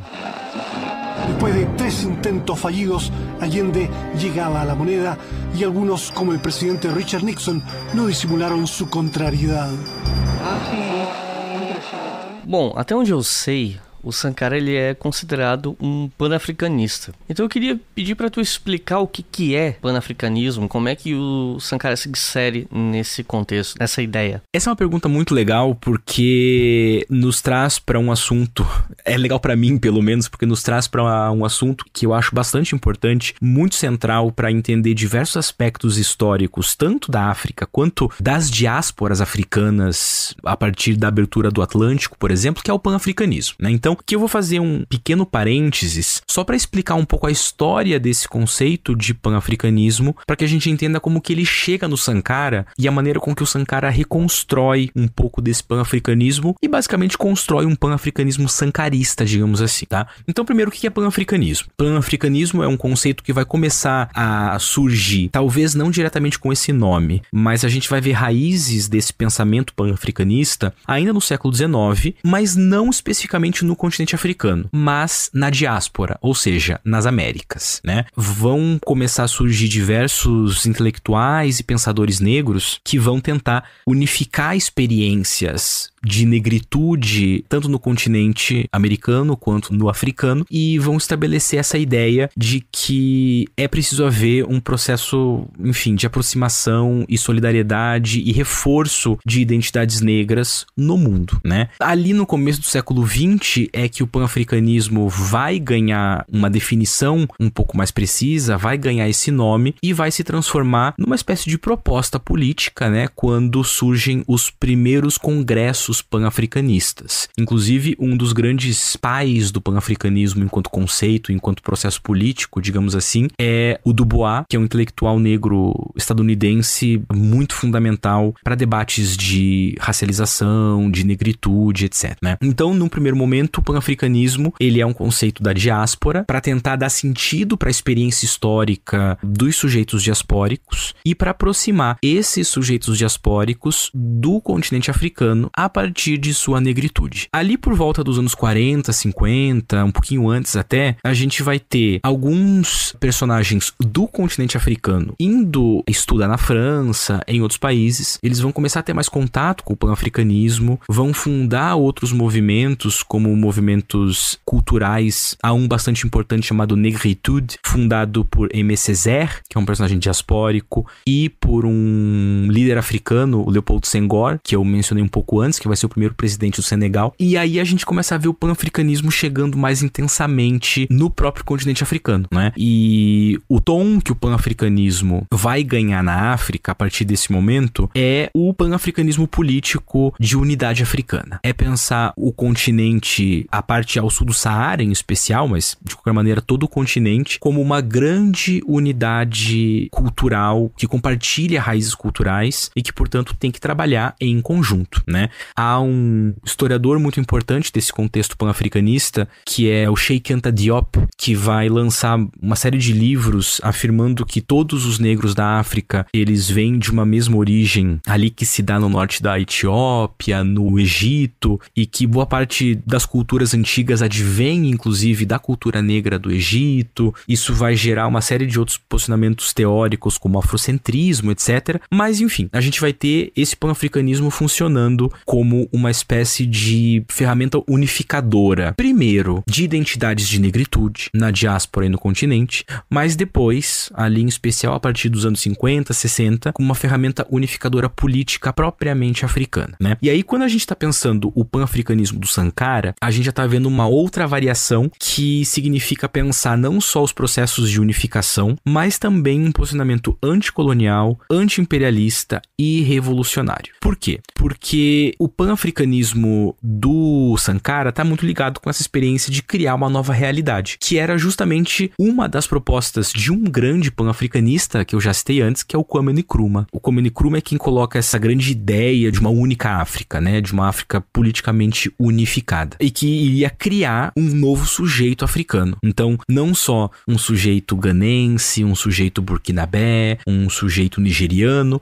mas um sujeito africano. A gente começa a ver, então, a ideia de uma grande identidade africana propensa, né, a se moldar uma nova realidade, ou moldando uma nova realidade. Então, a política interna do Sankara, ela acabava sendo também uma política de aproximação com uma forma de pan-africanismo, porque ela propunha, né, ela pressupunha um senso de cooperação mútua e desenvolvimento mútuo com outros países. Só que, ao mesmo tempo, como eu comentei, o Sankara eventualmente era um pouco cético com a aproximação com outros países, mesmo outros países africanos. E isso nos leva à grande questão aqui, que é o fato de que o Sankara, por conta dessas aproximações e dessa maneira que ele tem de ler o pan-africanismo e aplicar ele na sua política, ele vai acabar desenvolvendo uma forma muito própria de pan-africanismo. Por quê? Porque o pan-africanismo do Sankara, em diferença ao pan-africanismo do Kwame Nkrumah, digamos assim, ele não era só baseado em relações necessariamente estatais ou políticas ou culturais num sentido estrutural, institucional, oficial, mas tinha um recorte de classe que não era necessariamente comum. Então a gente pode dizer que o Thomas Sankara propõe um pan-africanismo classista, que vai conclamar a união dos povos africanos, não no seu nível político, institucional, mas no nível dos trabalhadores, né? Uma espécie de união de todos os grupos subalternizados, pobres e que sofrem na mão tanto dos imperialistas, neocolonialistas, quanto das elites vistas como retrógradas africanas, né? Todos esses grupos deveriam se unir nessa forma de pan-africanismo. Obviamente, essa proposta de um pan-africanismo classista, que é onde o Thomas Sankara se insere nesse debate, ela tem limitações muito importantes. A primeira limitação dela é uma limitação material. Limitação material significa o quê? Thomas Sankara e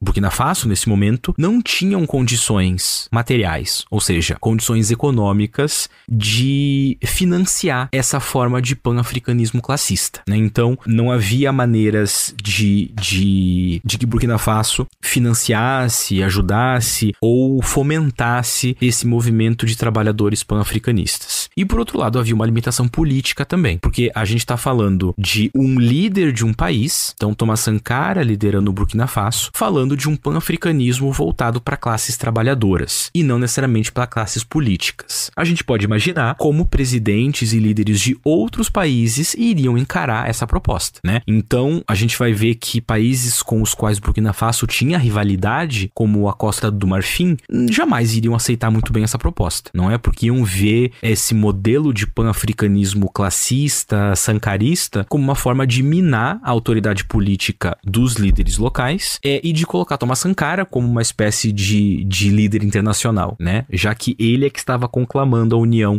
desses trabalhadores. Então, no fundo, a maneira com que Thomas Sankara desenvolve, trabalha o seu pan-africanismo, ela não vai ter grande influência, né? Pelo menos não vai ter grande influência política e material nesse momento, mas vai marcar bastante a maneira com que a gente olha para Sankara e pensa as ideias de Sankara em termos de aplicação política de ideologia africana especificamente, né? Porque é um pan-africanismo muito marcado pelas correntes ideológicas formativas do próprio Sankara, que vai ter um pouco desse tom, né, que é um pouquinho diferente. Bom, o governo do Sankara acabou não sendo muito longo porque, infelizmente, ele foi assassinado, né? E os reais responsáveis, ou pelo menos a extensão de quantos países e sujeitos estavam envolvidos, ainda não me parece que existe um consenso em torno disso. Se fala no interesse dos Estados Unidos e França de eliminar ele. Também se fala sobre essa relação que a Burkina Faso tinha com Costa do Marfim e tudo mais. Então, eu queria saber como é que o governo do Sankara se colocava como um incômodo para esses países, né? E por que arquitetaram um golpe contra ele e tal. E eu queria saber se, por um acaso, tu sabe se... Como eu comentei, né? Que tem suspeitas de envolvimento de diferentes atores políticos, né? Tu sabe se existe alguma prova de envolvimento, sei lá, de algum país ou de algum órgão, tipo a CIA, ou de algum indivíduo? O que a gente sabe sobre isso e por que ele foi assassinado, né? Essa é uma questão super importante, eu não vou dizer polêmica, não polêmica no sentido de polêmicas políticas, mas polêmicas de envolvimentos, né? Porque, primeiro, Thomas Sankara se torna muito rapidamente, até antes de, como a gente viu, até antes de ascender politicamente, ele já era uma figura famosa, né? Durante o seu governo, ele se torna muito simbólico. Depois da sua morte, ele continua sendo simbólico. Então, lidar com as responsabilidades e com os envolvimentos no golpe que o derruba e que o mata, né, e que causa o seu assassinato, envolve gente que tá viva hoje ainda, enfim, a gente vai falar um pouquinho mais sobre isso também. Mas para que a gente consiga compreender um pouco do que tá acontecendo e talvez também entender que tipo de interferência, que tipo de interesses estavam envolvidos, a gente tem que lembrar que havia uma rivalidade política muito grande, de longa data, entre Burkina Faso e Costa do Marfim. Eu digo isso porque, ainda que a questão do envolvimento da França e da CIA seja uma questão relativamente em aberto, é bastante evidente que existem sim influências internacionais. Mas talvez essas influências internacionais estejam mais presentes nos entornos imediatos do Burkina Faso do que nas forças neocoloniais, né? E aqui que entra a Costa do Marfim. Porque a gente viu que desde que Burkina Faso ainda era Alto-Volta, ou melhor, desde que Alto-Volta ainda era uma colônia, a gente já tinha a presença de uma figura política muito importante, que era o Houphouët-Boigny, né? O Papa Houphouët-Boigny, como ele era chamado. E esse personagem, ele vai ser bastante poderoso na Costa do Marfim e vai ser uma constante figura de oposição a certas lideranças no Burkina Faso, como, por exemplo, Thomas Sankara, né? Então, a gente já vai voltar um pouco a isso. Agora, a relação estabelecida com países como França e Estados Unidos, por exemplo, pra gente entender elas, a gente pode simplesmente colocar elas numa lógica tanto de passado imperialista como de Guerra Fria, né? O que é que isso significa? Significa que para Thomas Sankara e para diversos outros líderes africanos também, mas em especial para Thomas Sankara, a França representava não só o jugo colonial, né? O antigo jugo colonial, mas a França também representava essa dimensão um pouco menos óbvia de um certo afeto para algumas elites que enriqueceram ou que tiveram privilégios durante o período de dominação francesa. Ou seja, Thomas Sankara tá vendo a burguesia, a elite econômica burkinabé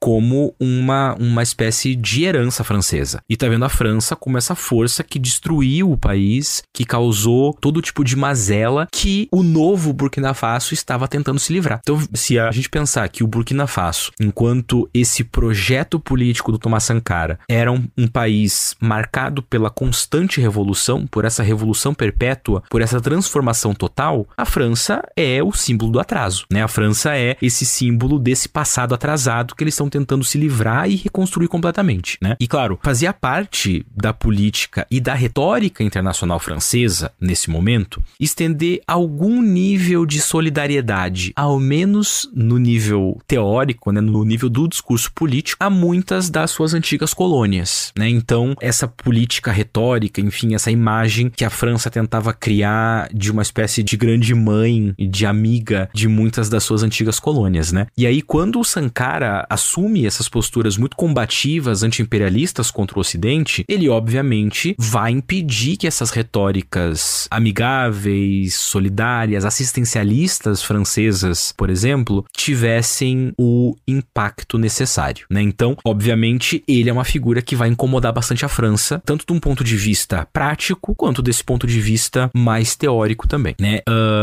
Só que, claro, a França não é a única inimiga do Sankara, né? Porque, em termos internacionais, a gente vai entendendo que a situação do Burkina Faso era muito complexa. Muito complexa porque Sankara ia ter que equilibrar, e a gente já vai estender um pouquinho isso. Sankara tinha que equilibrar uma série de forças e uma série de necessidades revolucionárias e uma série de amigos e de inimigos e de influências que vão culminar de maneira muito trágica no seu assassinato, né?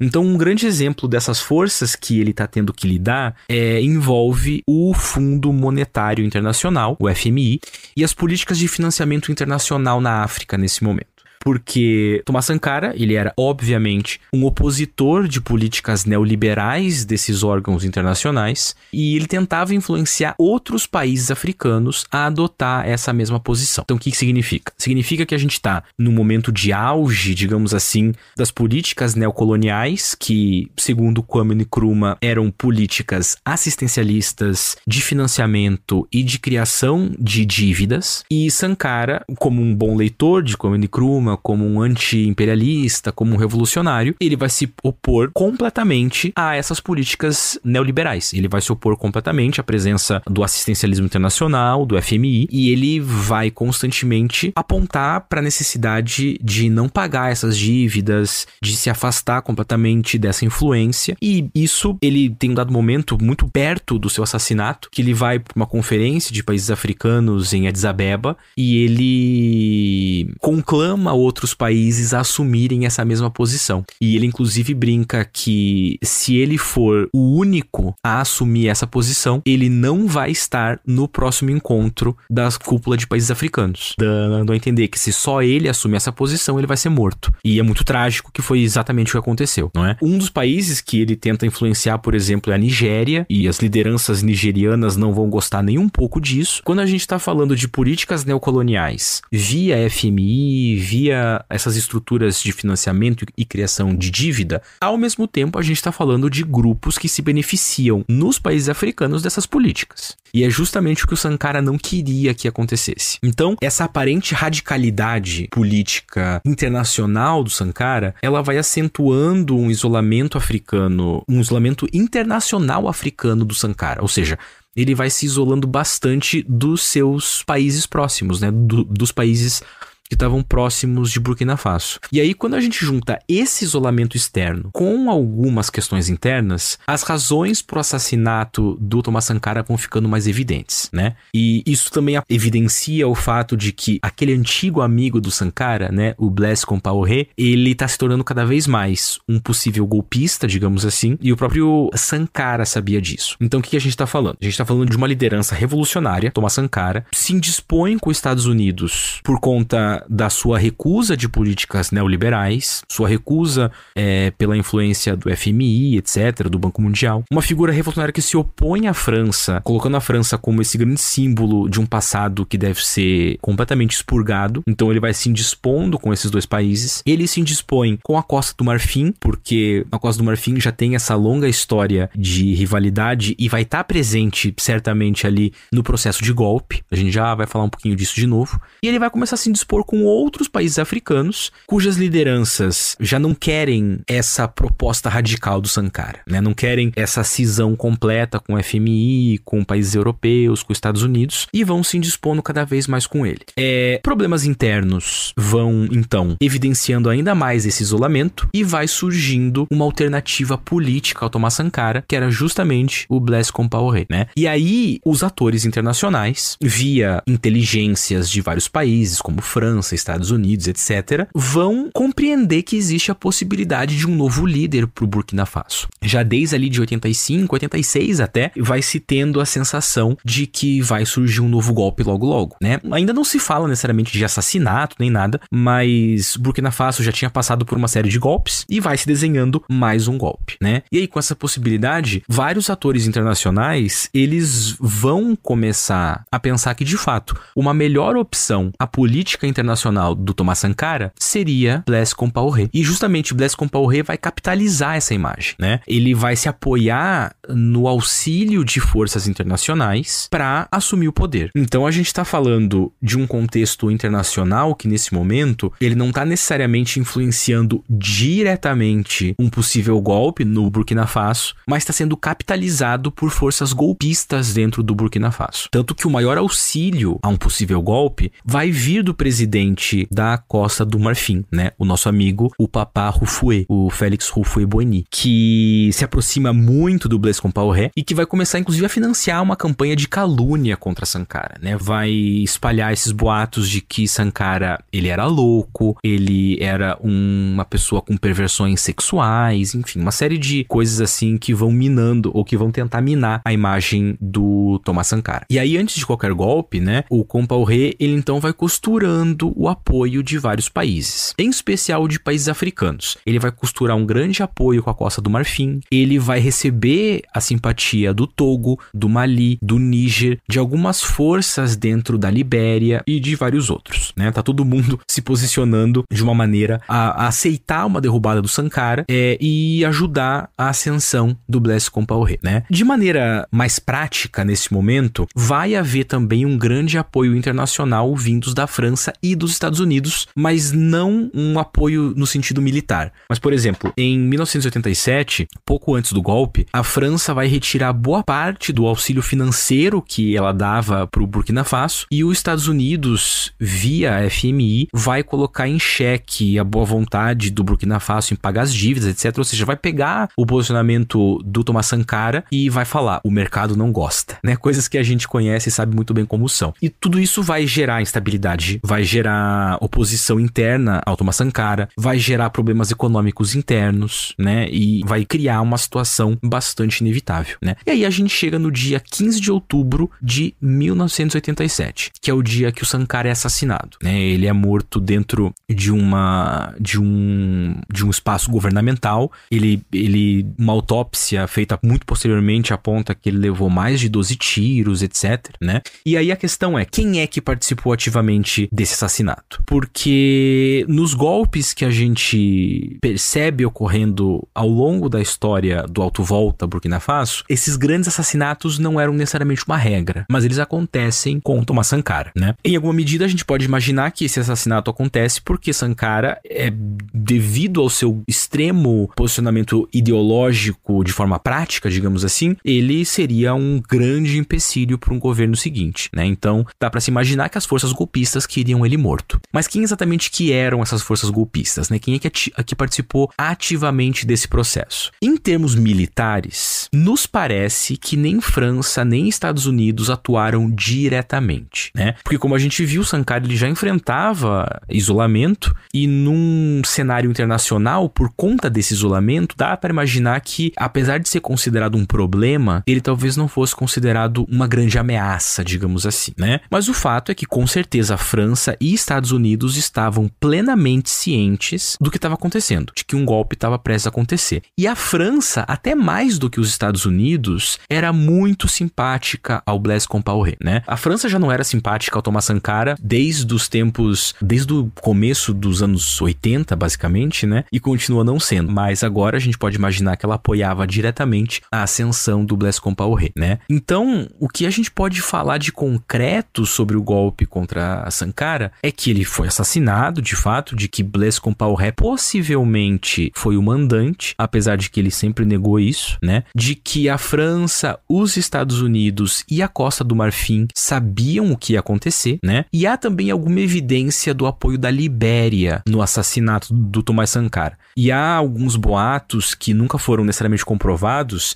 de que a Líbia, né, via Muammar al-Gaddafi, estava envolvida, ou ao menos muito interessada nesse esse assassinato, né? Por quê? Porque se Muammar al-Gaddafi, ele era de início um cara muito empolgado com o Thomas Sankara, nesse momento ele já não queria o Sankara nem perto, né? Porque Sankara estava se mostrando cada vez mais, ao longo do seu governo, um empecilho para os interesses específicos da Líbia, que nesse momento calhava que se alinhavam com os interesses do Blaise Compaoré, como a gente vai conversar um pouquinho já já, né? O envolvimento direto, então, da França e dos Estados Unidos são menos evidentes, em especial o envolvimento dos Estados Unidos. Por quê? Porque a CIA, um ano antes da morte de Thomas Sankara, havia se envolvido num caso que foi uma grande polêmica, foi um grande drama para o governo dos Estados Unidos, que foi o caso do Irã-Contra, que, só rapidamente, foi um escândalo em que a CIA vendia armas para o Irã, que, diga-se de passagem, estava sob embargo econômico do próprio Estados Unidos, e com o dinheiro dessa venda de armas, eles financiavam os Contra na Nicarágua, né? E aí isso explodiu, a CIA ficou em evidência, e há alguns historiadores que comentam que, inclusive, a CIA tinha só um informante no Burkina Faso, que nem era muito bom, aparentemente, e que boa parte da inteligência sobre o país vinha via França, né? Então, inclusive, alguns documentos internos apontam que partes da inteligência dos Estados Unidos tinham mais receio de que o Blaise Compaoré subisse ao poder e se alinhasse com a União Soviética do que do próprio Sankara, que já há algum tempo já havia assumido uma posição de não alinhamento, né? Então não era alinhado com a União Soviética, não era alinhado com os países capitalistas, então estava ali na dele, mas o Compaoré talvez fosse uma ameaça para essa hegemonia capitalista no mundo, não é? Então, até onde eu sei, não há evidências de que a CIA participou ativamente desse golpe, né? Como eu disse bem no comecinho desse episódio, eu não sou especialista nesse assunto, então eu tô falando a partir de leitura muito mais bibliográfica do que documental, e nessa leitura eu não tive nenhum contato com documentação ou com gente que tenha visto documentação que apontasse para o envolvimento da CIA, né? O que há bastante é a certeza de que havia interesse francês, havia conhecimento tanto dos Estados Unidos quanto da França de que um golpe ia acontecer, mas que é muito mais provável que a gente esteja lidando com um golpe que foi arquitetado por Blaise Compaoré junto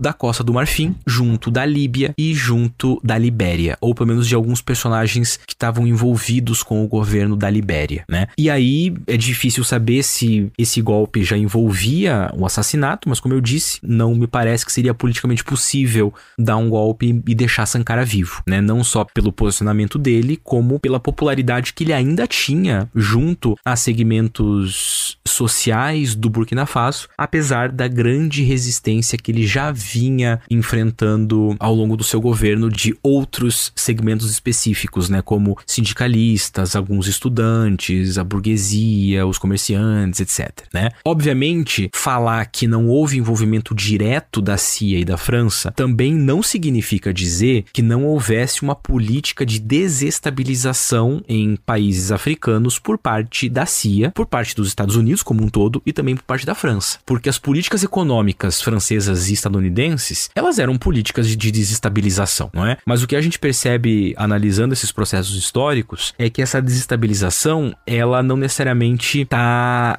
atuando diretamente nos golpes, mas ela está basicamente facilitando que personagens simpáticos a eles ascendam e que personagens antipáticos a eles caiam, né? De uma maneira que o envolvimento seja indireto, né? Então, você financia, você cria problemas econômicos, você gera essa política neoliberal que não permite que esses países tenham emancipação econômica, política, não se sustentem sozinhos, etc. E tudo isso gera esses grandes processos de destabilização. Obviamente que essa imagem de que Blaise Compaoré, junto com Houphouët Boigny, da Costa do Marfim, e Muammar al-Gaddafi, por exemplo, sejam os grandes responsáveis por esse golpe, é uma imagem que se choca um pouco com a ideia de que foi a CIA que derrubou, foi a França diretamente que derrubou o Thomas Sankara. Mas, por outro lado, isso nos aponta como a gente está lidando com uma situação complexa, né? A gente não está simplesmente, como eu disse antes, lidando com forças neocoloniais e com resistências anticoloniais. A gente está lidando com uma série de países africanos que têm rivalidades entre si, com elites que têm interesses próprios, com segmentos sociais que têm lógicas próprias de funcionamento, e no meio de todo esse furacão está o Thomas Sankara tentando estabelecer um governo de cunho bastante holístico, digamos assim, né? Porque envolve toda a reconstrução da sociedade. E claro que isso vai tocar na ferida interna e na ferida externa de vários atores históricos, digamos assim.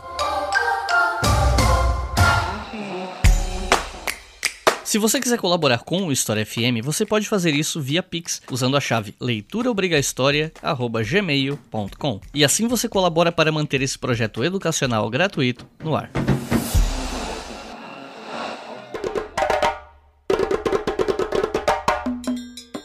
Bom, depois do assassinato do Sankara, o Compaoré assume o poder, né? E aí eu queria saber quais são as principais marcas desse governo, que, diga-se de passagem, foi longuíssimo, né? Então, o governo do Blaise Compaoré tá bastante marcado, ele tem uma influência direta com os movimentos que, inclusive, derrubam Thomas Sankara, como a gente tava falando um pouco antes, né? Blaise Compaoré foi, assim, pelo menos ali a partir de 85, 86, em 87, Blaise Compaoré foi o principal opositor do governo de Sankara, apesar de ter sido um amigo muito próximo. Ele não foi o único, né? Como eu comentei, Sankara já vinha enfrentando oposição de sindicalistas, de estudantes, de funcionários públicos, de elites tradicionais, né? De grupos Mossi que viam no Sankara quase que um estrangeiro, enfim. E aí o Compaoré, a gente viu, ele passa a representar um pouco esses segmentos, né? Ele era um Mossi e ele tinha também algumas razões pessoais para ressentir o Sankara, e essas razões pessoais marcam, pelo menos assim, os motivos que causam esses ressentimentos pessoais de Compaoré contra Sankara vão dar o tom do longo governo que ele vai estabelecer depois. Então aqui eu queria falar rapidamente sobre alguns dos interesses do Compaoré no golpe e por que isso influencia o que vem depois, né? Muita gente fala que desde o golpe de 83, que o próprio Compaoré dá no governo e coloca o Sankara no poder, ele já queria ser politicamente mais presente. Há até algumas inferências de que ele queria ser rei dos Mossi, etc, enfim. Então, a gente de início já vê que talvez ele não tenha tido o papel político que ele gostaria de ter tido, já que ele foi o arquiteto do golpe de 1983. E a gente tem que levar também em consideração o fato de que em algum momento ali, perto do final do governo do Thomas Sankara, o Blaise Compaoré, como eu apontei, ele vai se aproximar da Líbia, ele vai se aproximar do Muammar al-Gaddafi e ele vai se aproximar também de um mercenário da Libéria, um cara bastante curioso e historicamente muito importante, chamado de Charles Taylor. E esses três caras, o Blaise Compaoré, o al-Gaddafi e o Charles Taylor, eles vão se aproximar por conta do comércio, por conta das minas de diamante que existiam na Libéria e em Serra Leoa, né? Havia uma proposta desses três de desestabilizar o governo da Libéria e estabelecer uma espécie de tráfico de diamante que fosse mediado por Burkina Faso, né? Que fosse para Líbia, que fosse feito por Charles Taylor, passasse por Burkina Faso e fosse escoado para Líbia, né? Só que para que isso acontecesse, o Sankara tinha que estar alinhado com essas ideias. Sankara não queria participar disso, né? Inclusive, ele se opunha muito intensamente a essas propostas desse tipo, enfim, de comércio de diamante, etc, porque ele se opunha muito intensamente ao chamado emburguesamento da sociedade burkinabé, né? Só que, do outro lado, Blaise Compaoré e a sua esposa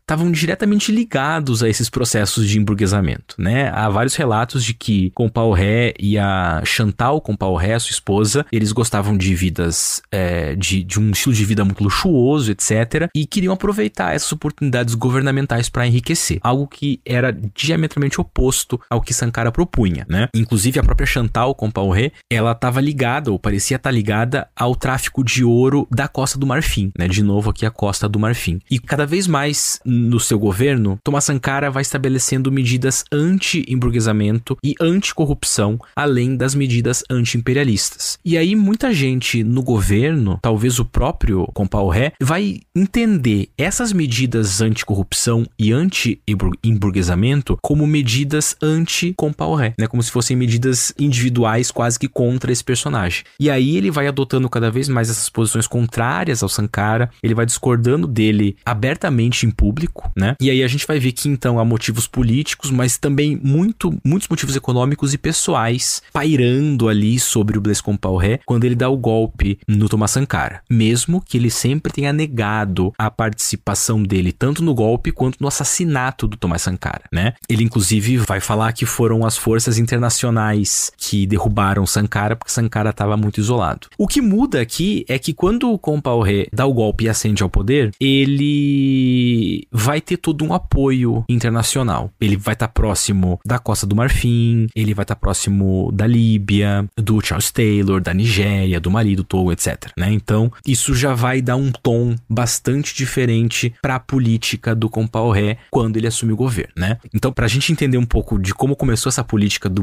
Blaise Compaoré, para além desse apoio internacional e para além do seu ressentimento, a gente tem que ver aqui que um pouco antes e um pouco depois da morte do Sankara, a posição ideológica, retórica do Compaoré foi a de denúncia contra Thomas Sankara. O que isso significa, né? Significa que ele vai constantemente dizer que Sankara havia sido um traidor da revolução, né? E assim que ele assume o poder, a política dele é a de começar um processo chamado de retificação da revolução. Então, a maneira que ele tem para se legitimar e para legitimar todo esse apoio internacional e para legitimar as políticas econômicas que ele vai assumir depois é a de falar que Sankara era um inimigo da revolução e que ele vai retificar essa revolução. Agora, como é que Blaise Compaoré retifica a revolução, né? O que é que significou na prática isso? Significou um fortalecimento do que ele já vinha fazendo extraoficialmente, né? O Burkina Faso de Blaise Compaoré vai se aproximar da França, imediatamente vai se aproximar da França, vai retomar os laços com o FMI, vai criar relações muito mais fortes com a Líbia e com o Charles Taylor, inclusive no esforço de desestabilizar a Libéria. Então, Blaise Compaoré vai ter um dedo muito bem apontado para os processos violentíssimos que vão acontecer na Libéria nos anos 1990. E aí o Compaoré vai manter uma retórica de revolução, de fato, mas que é só uma retórica, né? Ele vai transformar os comitês revolucionários de defesa da revolução, né? Os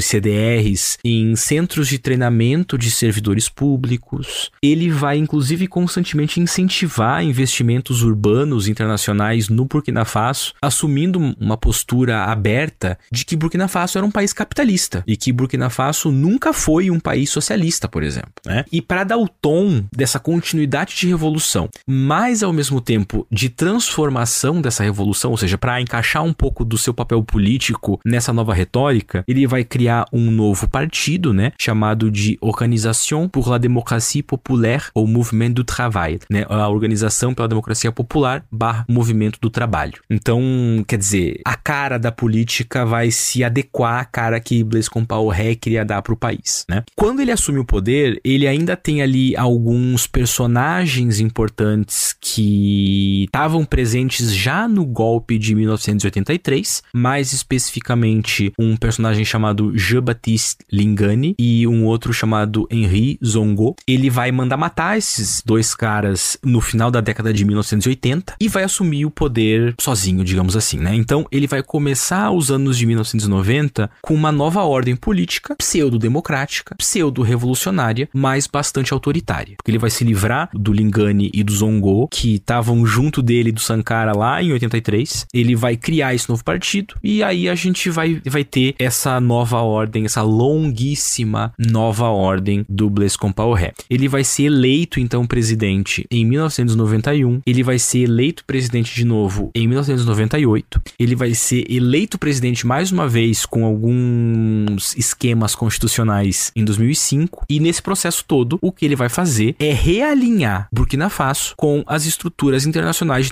de neoliberalismo. Ou seja, ele vai readequar o país de acordo com as cartilhas dos órgãos de financiamento internacionais, de acordo com as cartilhas francesas, etc, né? Então, a gente vai ver aqui uma espécie de vitória do neoliberalismo no Burkina Faso assim que Blaise Compaoré assumiu o governo, né? Ele vai ficar no governo até 2014, que é quando a gente vai ter, então, mais um dos golpes que a gente vê acontecendo no Burkina Faso. Because it has guns. Because it has discipline. Because it has a navy. Because of this, the English go where they please and strike where they please, and this makes them great. O Compaoré ficou no cargo até 2014, né, quando ele foi deposto e tal, por uma série de revoltas populares e movimentações militares e tal. Eu queria saber se nessa derrubada dele, alguma memória em torno do Thomas Sankara teve algum papel? Você sabe de alguma coisa nesse sentido? E como é que a memória do Sankara, ela permanece em Burkina Faso? Você sabe alguma coisa sobre? Olha, eu diria que especificamente a figura do Thomas Sankara, ela provavelmente não exerceu um papel central na deposição do Blaise Compaoré, né? A gente tem que lembrar que Blaise Compaoré governou por quase 2 décadas, um governo bastante autoritário, né? E as suas políticas e as suas constantes alterações constitucionais, elas certamente tiveram um papel um pouco mais central do que o golpe que ele deu no Thomas Sankara. E, inclusive, durante muitos anos, falar do Thomas Sankara abertamente era até tabu no Burkina Faso. Então, a política autoritária dele certamente teve um papel mais central, mas isso não quer dizer que o legado de Thomas Sankara e que os usos da memória do Thomas Sankara pela população, eles não tivessem sempre pairando sobre Burkina Faso, né? Um exemplo dessa memória que paira, né, dessa figura que segue muito viva, é uma frase famosa que Sankara fez em um discurso, e é uma frase que é constantemente evocada em protestos. Em 2011, por exemplo, teve um grande protesto no Burkina Faso e as pessoas estavam constantemente repetindo essa frase, que é Malheur à ceux qui baillent leur peuple.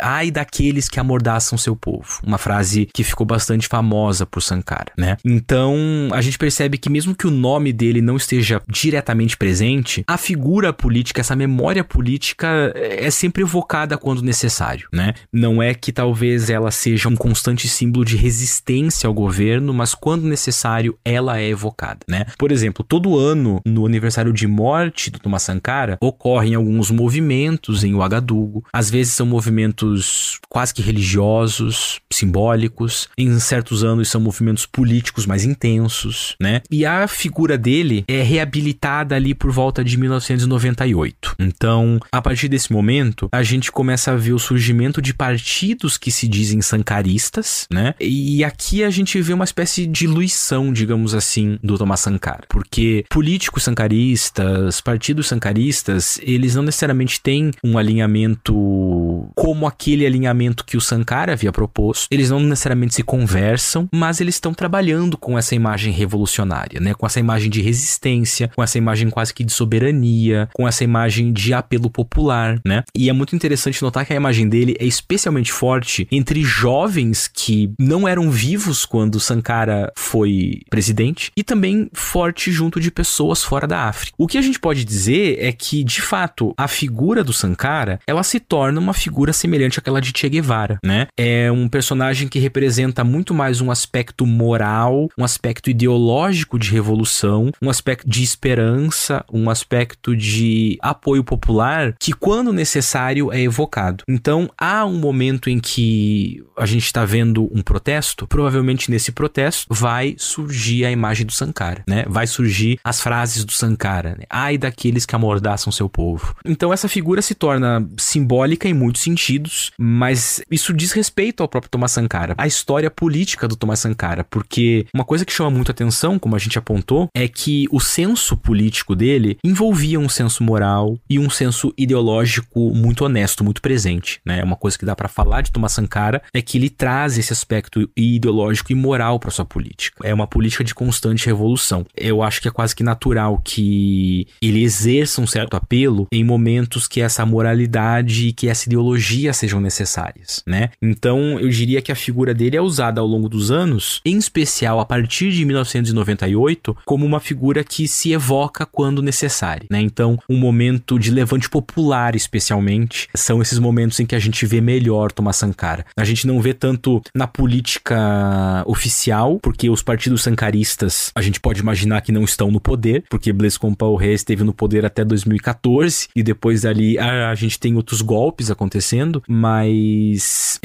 nos movimentos populares, a figura de Sankara, muito por conta desse aspecto moral, ideológico da revolução, do apoio popular, estão sempre muito presentes. Então, eu queria saber como é que Burkina Faso anda depois da deposição do Compaoré. Se não me engano, inclusive, recentemente ele foi condenado como mandante do assassinato de Sankara e tal. Então, eu imagino que as coisas estejam tensas por lá, né? Enfim, o que a gente pode falar sobre Burkina Faso nesses últimos anos? E eu não sei se você vai querer falar alguma coisa sobre historiografia também. Enfim, fica à vontade. Bom, eu acho que aqui é importante mencionar que imediatamente depois da deposição do Compaoré em 2014, a gente já vê o surgimento de alguns probleminhas, né, de cunho político. Ele é deposto e o país vai optar por um presidencialismo transicional nesse momento, sob o comando de um político chamado Michel Kafando. Só que em 2015 já vai ocorrer um golpe, né? Um golpe que vai ser levado a cabo por um militar chamado Gilbert Diendéré, que inclusive era próximo de Compaoré e atuava no exército, né? Então,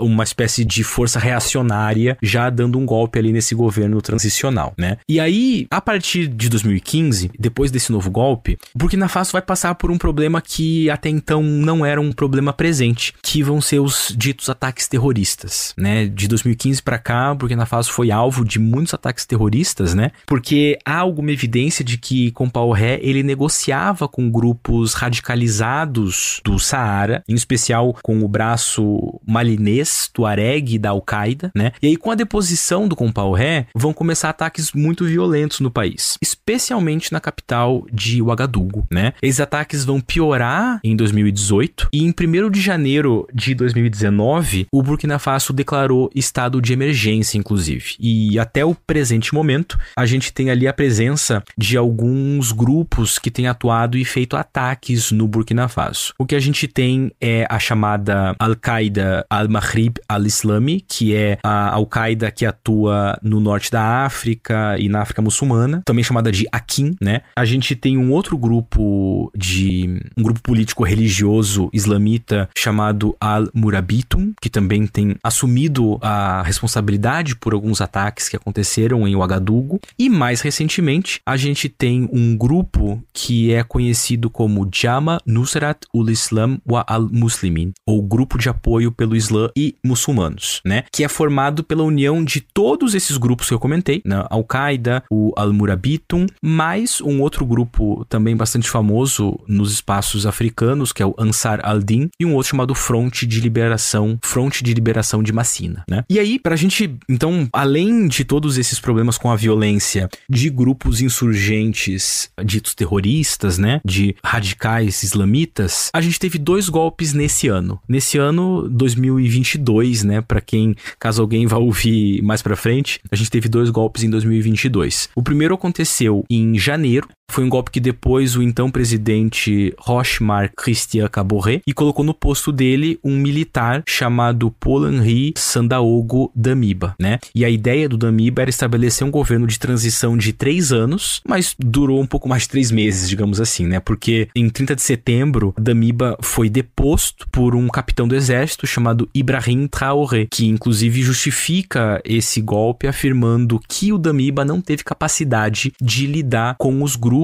de insurgência islamita, né? E desde outubro, esse Ibrahim Traoré é o presidente do Burkina Faso, né? Então, desde outubro, o Burkina Faso tem um novo presidente, e aí a gente vai notar, né, pensando um pouco de historiografia e pensando um pouco dessa narrativa que a gente trouxe aqui, que o Burkina Faso é um dos países, autovolta Burkina Faso, né, porque a gente retorna aos anos 60, 70, o Burkina Faso foi um dos países que mais teve golpes militares da África. E aí há uma constante questão que a historiografia coloca, que é por que, né, que acontece. Eu comentei logo no início aqui da nossa conversa que há o Pierre Engelbert, que publica em 96 um livro em que ele comenta que talvez o problema seja esse descompasso entre sociedade civil e sociedade política, etc. Mas eu queria chamar atenção para o fato de que, bom, primeiro que a historiografia, apesar dessas perguntas, ela está sempre muito muito mais interessada na figura de Thomas Sankara do que nas questões mais diretamente políticas contemporâneas do Burkina Faso, né? Inclusive, logo que ocorre o golpe em 87, a gente já tem uma série de análises. Por exemplo, uma delas é de um antropólogo que era chamado de Elliot Skinner, e Skinner foi embaixador dos Estados Unidos no Alto Volta entre 66 e 69, e já nesse artigo que ele publica em 1988, o que ele está fazendo é pensar a figura carismática do Sankara, né? E como essa figura carismática, como essa ideia do carisma de Thomas Sankara vai dar o tom, basicamente, de toda a historiografia dali pra frente. Mas algo que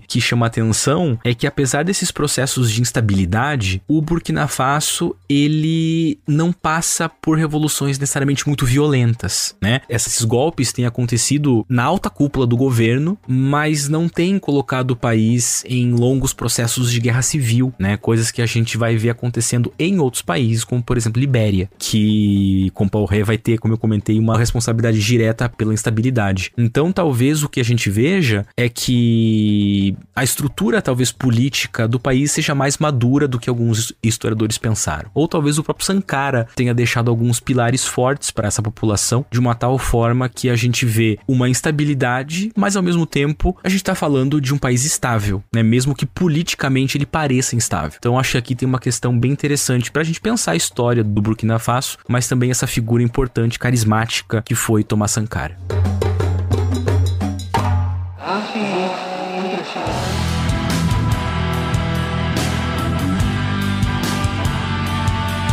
Recomendações de leitura para quem ouviu até o final, se interessou e quer estudar mais sobre esse assunto. Se você tiver que recomendar leituras, o que você recomenda? Olha, eu recomendaria 3 leituras. A gente não tem, né, tanta coisa assim em português, e para quem já viu outros episódios meus sobre História da África, eu sempre recomendo um capítulo do História Geral da África, né? Nesse caso não vou fazer isso, porque a gente tá falando de uma história um pouco mais contemporânea à publicação do História Geral da África, mas recentemente saiu um livro chamado Revolução Africana, uma antologia do pensamento marxista, que foi organizado pelo Jones Manuel e pelo Gabriel Landi, e traz alguns textos pensando revoluções africanas, né? E ali tem algo sobre Thomas Sankara e o Burkina Faso que pode ser interessante, né? Há aqui correntes de interpretação ideológica que podem soar eventualmente polêmicas até, mas eu acho que é uma leitura interessante. Fora esse, eu deixaria 2 indicações em inglês, infelizmente, mas que eu acho que são muito boas. Uma delas é Thomas Sankara, A Revolutionary in Cold War Africa. Thomas Sankara, um revolucionário na África durante a Guerra Fria, né? Do Brian Patterson. Um livro que explora bastante da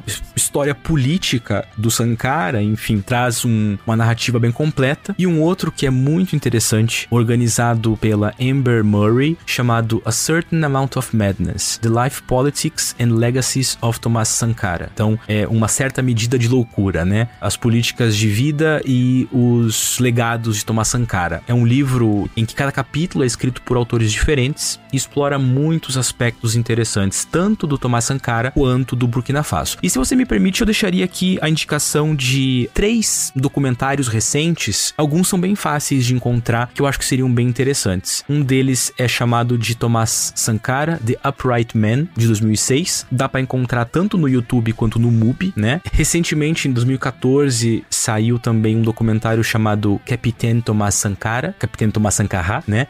Também abordando a vida dele. E mais recentemente ainda, para pensar um pouco das questões dos legados e da própria figura eternizada do Sankara, é um documentário suíço, se eu não me engano, chamado Sankara n'est pas mort, né? Sankara não está morto, de 2019. Todos eles não são tão difíceis de encontrar por aí, e acho que são caminhos interessantes para quem se interessou por esse assunto. E então é isso. Otávio, tem alguma consideração final? Só queria, né, mais uma vez agradecer o convite, o espaço para poder conversar sobre um tema que é super importante, super interessante, poder até exercitar um pouco essa discussão, porque como eu disse, não é a minha especialidade, mas espero que tenha sido uma conversa boa e que os ouvintes possam se aproximar um pouco da história, não só do Burkina Faso, como da história da África por esse episódio, uma coisa que a gente tem tentado fazer aí já faz algum tempo. Então, de novo, muito obrigado. Então é isso, gente. Muito obrigado por terem ouvido até o final. Não se esqueçam que o História FM é financiado pela nossa campanha no Apoia-se, apoia.se/obrigahistoria. Vocês podem colaborar com qualquer valor a partir de R$2 e com R$5 por mês vocês podem ouvir o História FM com antecedência. Então é isso, muito obrigado e até a próxima.